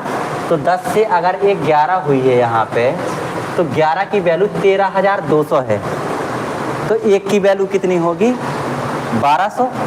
13,200 में आप 11 का भाग दो, कितना आएगा? 1200। 1 की वैल्यू अगर 1200 है तो 10 की वैल्यू कितनी होगी? 12,000। 12,000 होगी कि नहीं होगी? होगी 10 की वैल्यू 12,000। मतलब 6,634 चुकाने के बाद यहाँ पर कितना रुपए रह गया था? 12,000, जो कि 1 साल में 13,200 हो गया। 12,000 का 10% ब्याज कितना होगा? 1200, है ना। तो 12,000 और 1200 जोड़ो, कितना हो जाएगा? 13,200। मतलब यहाँ पहले पेंडिंग कितनी थी? 4, 3, 6, 8, 1। पहले यहाँ 18,634 रुपये था, उसने इसमें से 6,634 रुपये चुका दिया, बचा कितना था? 12,000। फिर जब 12,000 पे 1 साल और ब्याज चला तो जाकर के वो 13,200 हो गया, जो उसने लास्ट में चुकाया, ठीक है। अब यहाँ मामला कितने का है? 2 साल का। तो अगर एक साल में 10 से 11 होता है तो 2 साल में कितना होगा? 100 से 121 हुआ होगा। 2 साल में 100 से 121 हुआ होगा कि नहीं हुआ होगा? हुआ होगा ना, कोई डाउट तो नहीं है किसी को, है ना। तो अगर 121 हो गया होगा तो 18,634 हो गया था, है ना। तो 121 की वैल्यू अगर ए है तो 1 की वैल्यू यहाँ से आएगी 154। काट लेना चाहे पूरा पूरा कटेगा, 154 आएगी। तो 1 की 154 है तो 100 की कितनी हो जाएगी? 15,400 रुपये की राशि थी। यही आपका आंसर है। अगर किसी को कोई डाउट हो तो बताओ, कोई डाउट हो तो बताइए।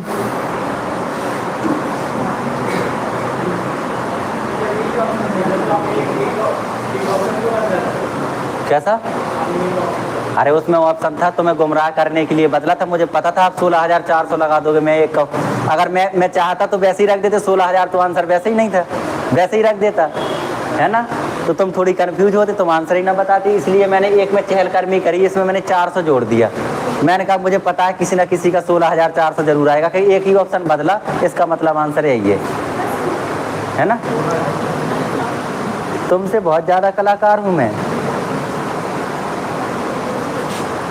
अरे यार,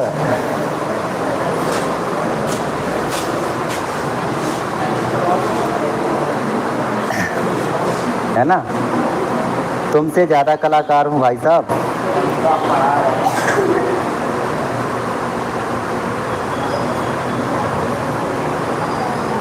है ना।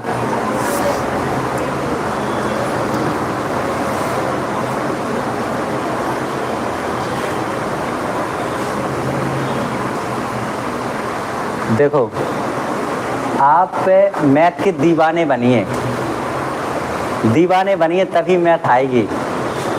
जैसे हमें कोई चीज़ हासिल करनी होती है तो हम क्या करते हैं, उसके बहुत पीछे पड़ते हैं हाथ धो के। कोई भी चीज़ हासिल करनी हो, है ना, उसके प्रति लगना पड़ेगा। अगर आपको मैथ सीखनी है तो मैथ के प्रति लगना पड़ेगा, आपको इससे प्यार करना होगा कि इससे अच्छा सब्जेक्ट कोई नहीं है। मैं सही बता रहा हूँ, मैथ आपको ज़िंदगी जीना सिखाती है कि ज़िंदगी को कैसे जिएं। किसी संख्या के पीछे 0 लग जाए तो महत्व बढ़ा देती है, और आगे लग जाए तो घटा देती है ना। तो वो भी तो एक मैथ का ही पार्ट है, वो भी तो एक मैथ का ही पार्ट है।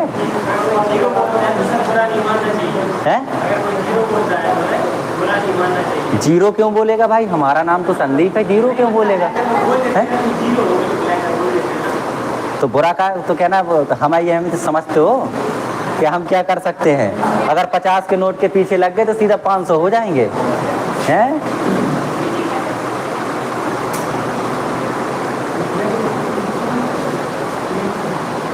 देखो, एक समय ऐसा हमारा भी था, जिस दौर से आप गुजर रहे हो, एक समय ऐसा हमारा भी था।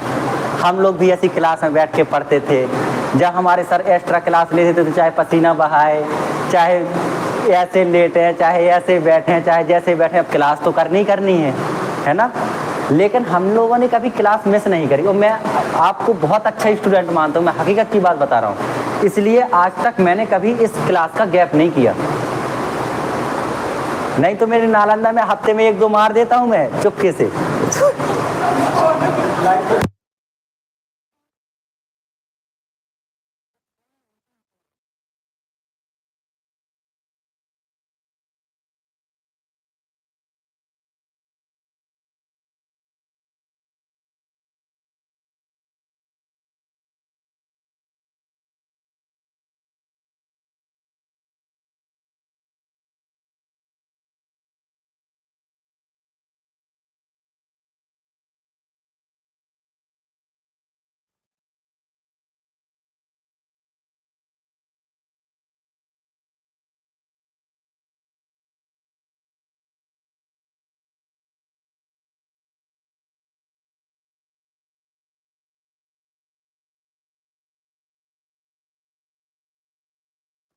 आप जो हैं, जैसे हम हैं, आप हैं, इसलिए सिर्फ लगाव रखना चाहिए कि जैसे मैंने कहा कि एक समय ऐसा हमारा भी हुआ करता था, जब हम लोग भी क्लास में बैठते थे, सबसे हमारा भी फ्रेंड सर्कल हुआ करता था, एक दूसरे से मिलना, उठना, बैठना, है ना। तो जैसे अब हमारे लिए तो आप नए हो, है ना, अब हम तो हो गए बूढ़े, है ना, अब बुढ़ापा ही है यार। देखो, तो इस पे 1-2 लाइन की एक कविता है कि जैसे नए दीवानों को देखें तो खुशी होती है ना, क्योंकि आप इतना क्लास में बैठते हैं। मैं नहीं समझता कि हर एक स्टूडेंट इतनी देर तक बैठ सकता है, मैं नहीं मानता इस चीज़ को। और जहाँ मैथ जैसी क्लास चल रही हो, फिर भी अगर आप बैठ रहे हैं तो आप एक अच्छी स्टूडेंट हैं। मैं आपकी तारीफ़ करना चाहूँगा इस चीज़ को लेकर के। हकीकत की बात है, मैं दिल से तारीफ़ करता हूँ। बाकी देखो, मैं मस्का नहीं लगा रहा हूँ कि थोड़ी देर और बैठे रहोगे तो मेरा काम हो जाएगा। बाकी आप छोड़ के भी चले जाएंगे तो मुझे कोई दिक्कत नहीं है, कल की क्लास में पढ़ा दूंगा मैं, है ना। तो देखो नए दीवानों को देखें तो खुशी मिलती है, हम भी कभी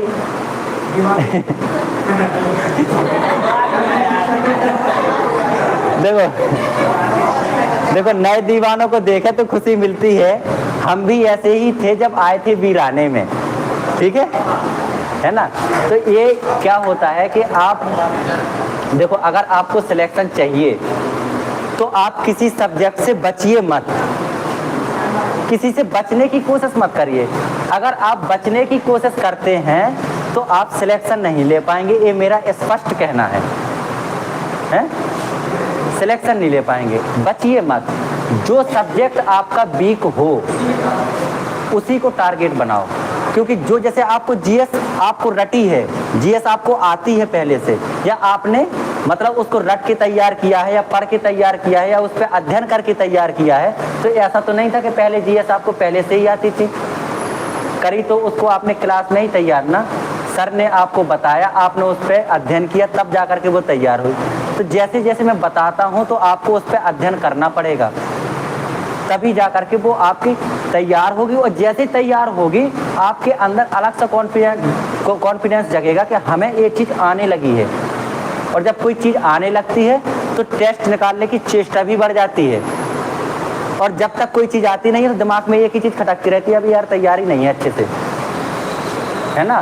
तो तैयारी आपकी तभी अच्छी हो। देखो जैसे मान लो अगर हमारा एक हाथ कमज़ोर हो जाए तो हम उसकी एक्सरसाइज करते हैं कि नहीं करते हैं? ऐसा तो है नहीं कि उसको काट के फेंक देंगे। अगर हमें अपना अंग रखना है बराबर तो हमें उसकी एक्सरसाइज करनी पड़ेगी ताकि वो अच्छा रहे, सही रहे, सुरक्षित रहे, है ना। तो वही मतलब है कि आप किसी सब्जेक्ट से बचिए मत, जितना ही बचने की कोशिश करेंगे वो भी आपसे उतना ही दूर चला जाएगा। और मैंने पहले भी बता दिया कि मैथ रीजनिंग आपके स्कोरिंग सब्जेक्ट हैं, क्या समझते हो? यही दोनों सब्जेक्ट आपको सिलेक्शन दिलाएंगे, यही दोनों सब्जेक्ट। अगर आप जीएस के बल पे चाहें तो आप जीएस के बल पे अकेले जीएस के बल पे कैसे सिलेक्शन ले लोगे? मैं तो कहता जैसे 75 नंबर की आनी है जीएस हिंदी, चलो मान लिया मैंने आपके 75 में 75 भी सही है, मैथ रीजनिंग में 15 नहीं ला पा रहे हो, क्या मतलब निकला? तो देखो जीएस है पहाड़ जैसा सिलेबस, आपको बात बुरी लगेगी लेकिन सत्य यही है, कभी भी 70% से ऊपर नहीं कर पाओगे। देख लेना, चाहे कोई भी एग्जाम दे लेना, 70% से ऊपर जीएस कभी कर ही नहीं पाओगे, पहाड़ जैसा सिलेबस है। सर आपको एक एक चीज बताएंगे भी तो भी आप एक एक चीज कंप्लीट नहीं कर पाओगे, कहाँ तक कंप्लीट करोगे?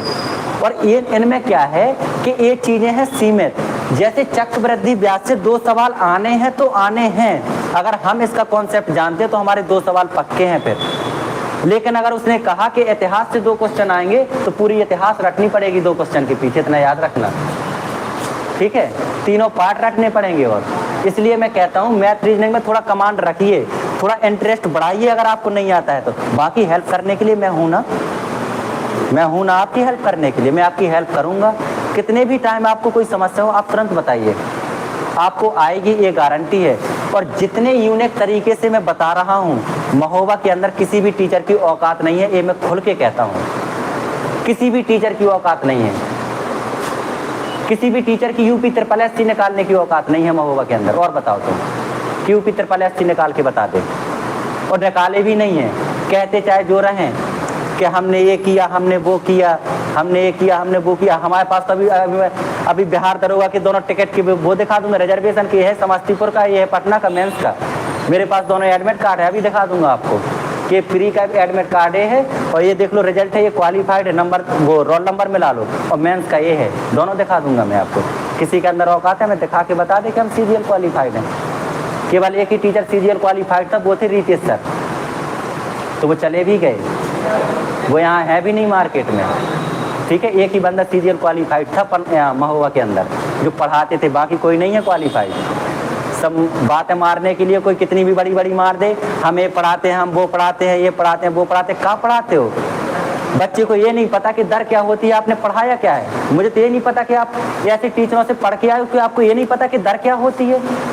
आप तो ये जानते हो कि 5% लिखिए तो 5% दर है, अरे दर होती क्या है आपको ये भी तो पता होना चाहिए, फिर आप क्या पढ़ के आए हो? है ना। तो वही है कि थोड़ा सा आप अगर आप पढ़िए तो अच्छे से पढ़िए, मेहनत से पढ़िए। बाकी मेरी गारंटी है, एक भी सवाल अगर आपका ऊपर नीचे हो जाए तो मेरा नाम बदल देना और बताओ, नहीं होगा। अगर आप सीजीएल टियर 2 का सवाल कर लेते हैं तो यूपी पुलिस की औकात ही क्या है सवाल पूछने की, ये बताओ पहले।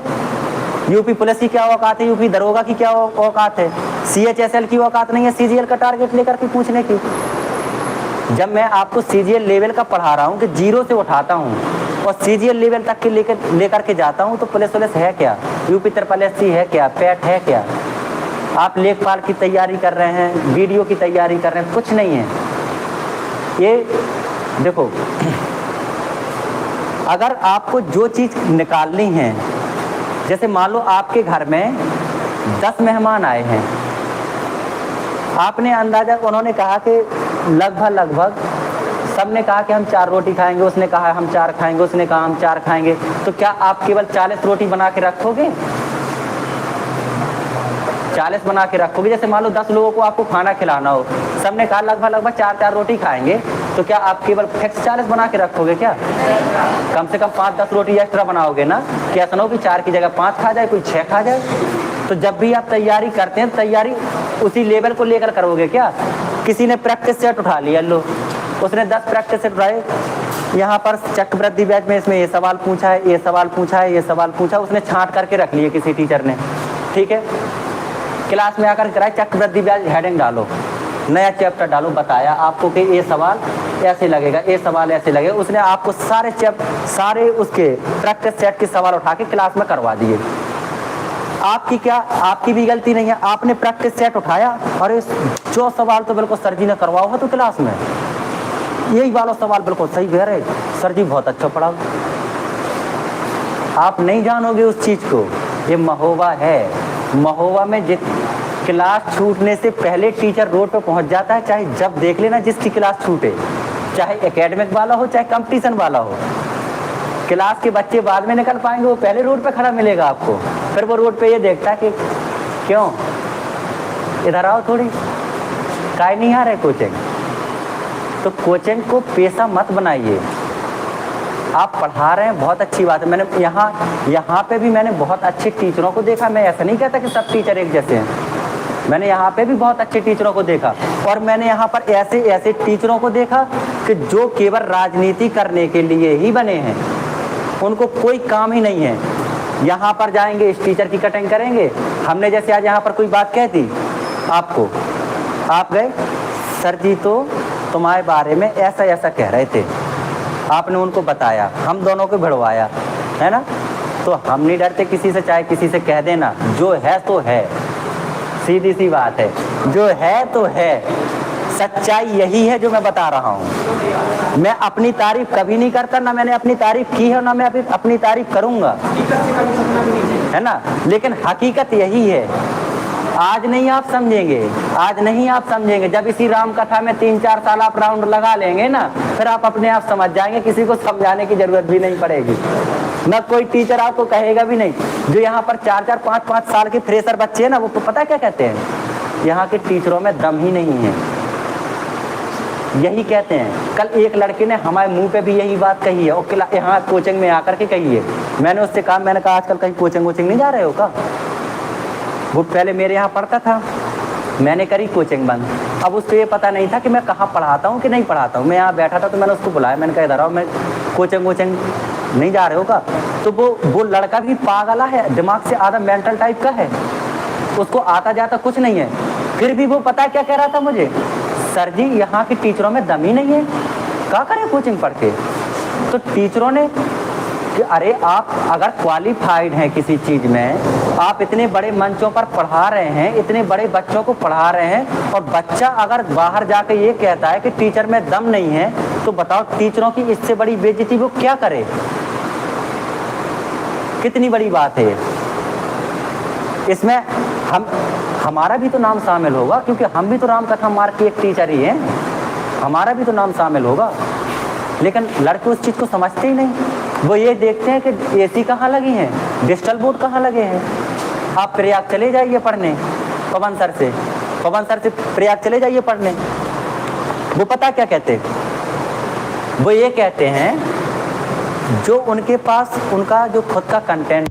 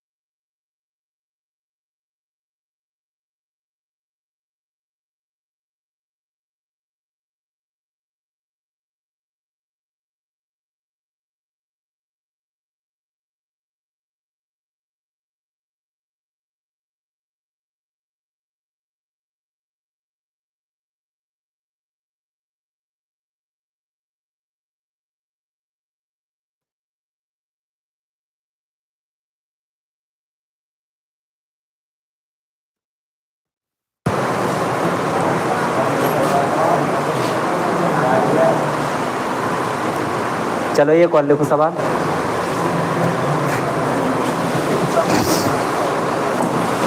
देखो, गीता ने 10% चक्रवृद्धि ब्याज की दर से, गीता ने 10% चक्रवृद्धि ब्याज की दर से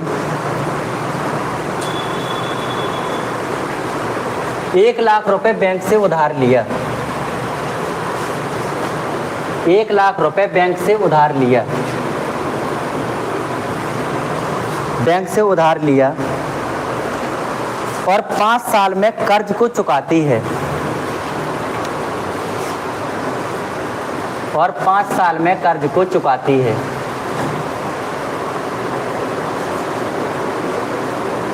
कर्ज को चुकाती है। यदि दूसरे, तीसरे, चौथे और 5वें साल के अंत में,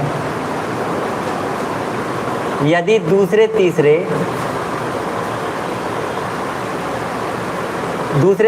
चौथे और 5वें साल के अंत में, पहले नहीं, दूसरे, तीसरे, चौथे और 5वें साल के अंत में उसने 20,000, 18,800, 20,000, 18,800, 800, 21,600, 21,600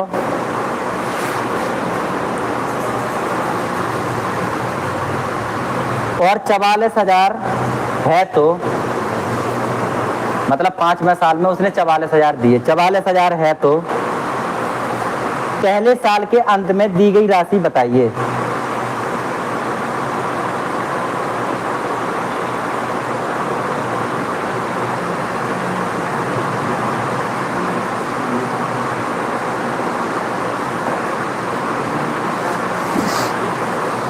पहले साल के अंत में दी गई राशि बताइए।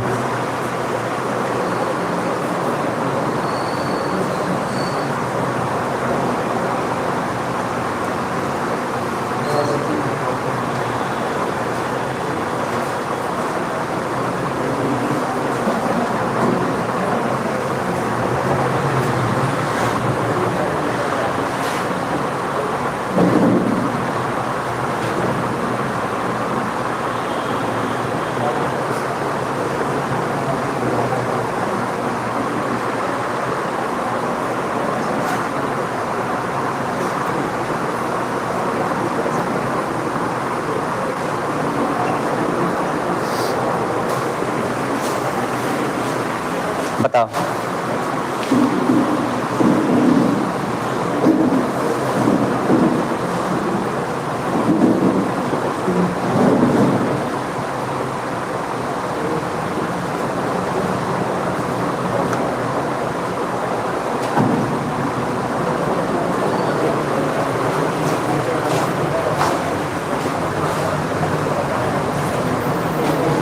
देखो, दर कितनी है? 10% है ना।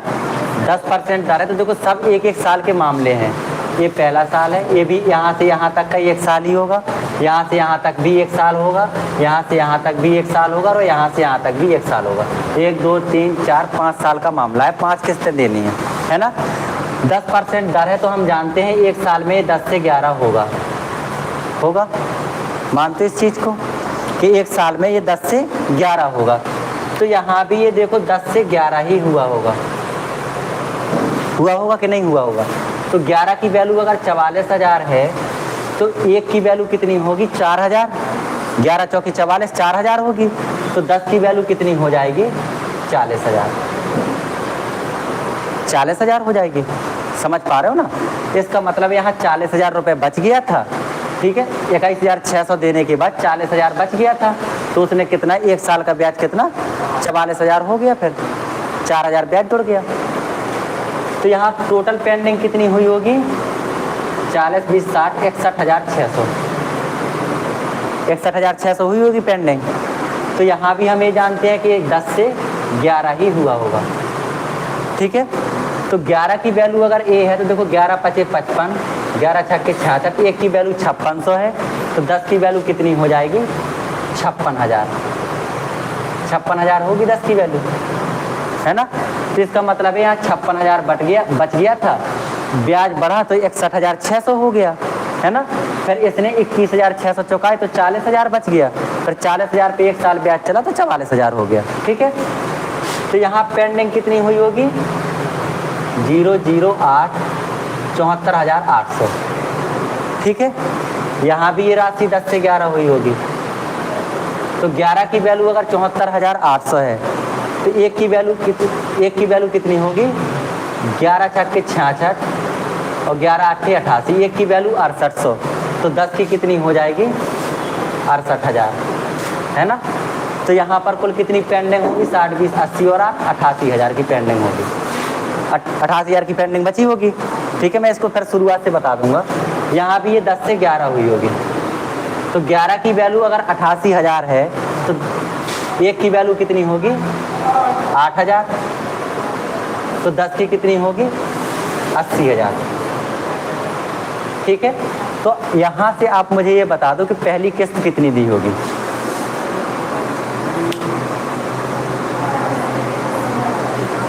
80,000 रुपये यहाँ बच गया था, तो किस्त कितनी दी होगी, है ना। सबसे बड़ी गलती आप यहीं कर देते हो कि आंसर 20,000 लगा दोगे तुम, ठीक है। आप ये नहीं समझते कि यहाँ से यहाँ तक 1 साल हुआ है, 1 साल का 1 लाख पे कुछ ब्याज ही नहीं मिलेगा। 10% ब्याज मिलेगा 1 साल का कि नहीं मिलेगा? तो 1 साल का अगर ये 10% ब्याज मिलेगा तो इसका मतलब यहाँ पर 1,10,000 रुपये था। 1 साल में ये राशि 1,10,000 रुपये हो गई होगी। अब मुझे एक बात बताओ, 1,10,000 रुपये थी और 80,000 बच गई चुकाने के बाद, तो कितना चुकाया है? 30,000 चुकाया होगा, तो पहली किस्त क्या आ जाएगी? 30,000 आ जाएगी, यही आंसर है आपका।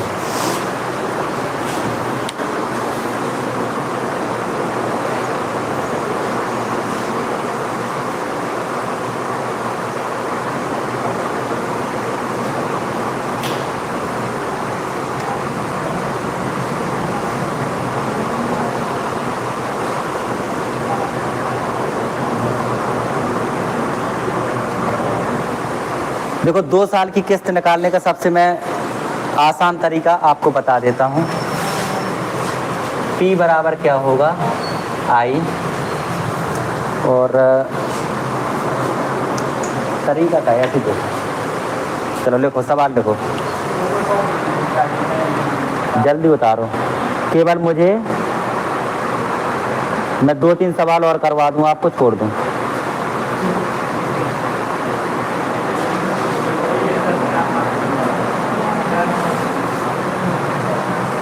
दो साल के इंस्टॉलमेंट पे मुझे 2 सवाल ही कर, चाहे एक ही कर लो, जैसी आपकी मर्जी हो। कहो तो मैं आपको ग्रुप में डाल दूं, फिर हैं ग्रुप में डाल दें, ठीक है, हैं?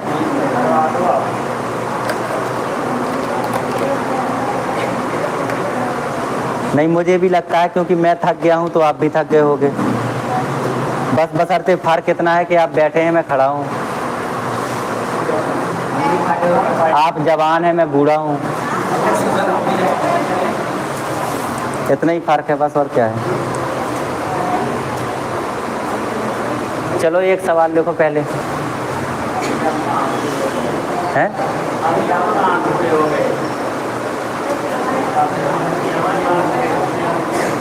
जब खड़े ही ना हो पा तब ही बूढ़े हुए का? अच्छा, देखो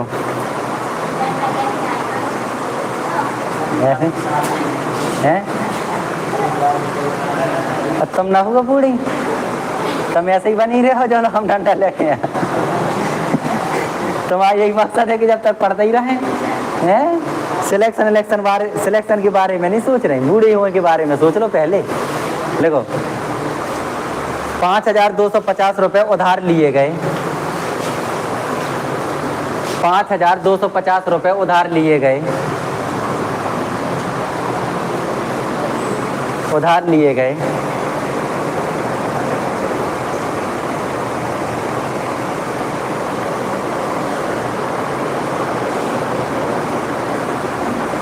उधार लिए गए। इस मूलधन को 2 बराबर किस्तों में चुकाना है।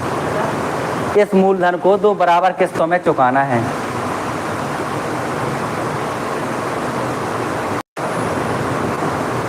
चुकाना है। यदि दर 14.28% हो, यदि दर 14.28% हो तो दोनों किस्तें बताइए। तो दोनों किस्तें बताइए। देखो मैं इसका सबसे 14.28% हो तो दोनों किस्तें बताइए।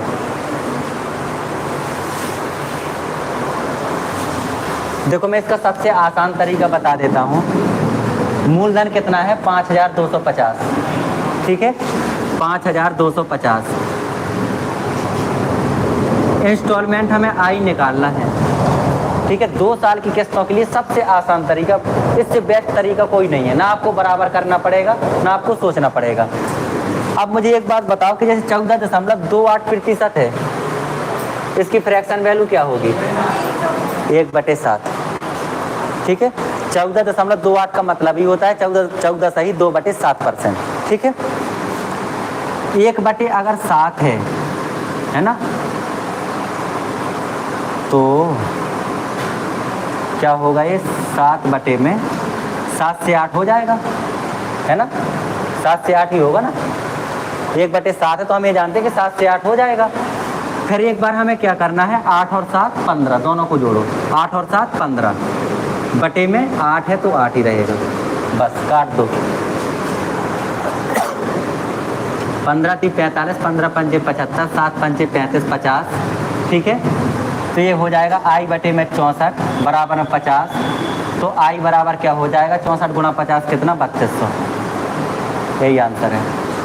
इससे अच्छा तरीका कोई नहीं मिलेगा 2 साल की किस्त निकालने का।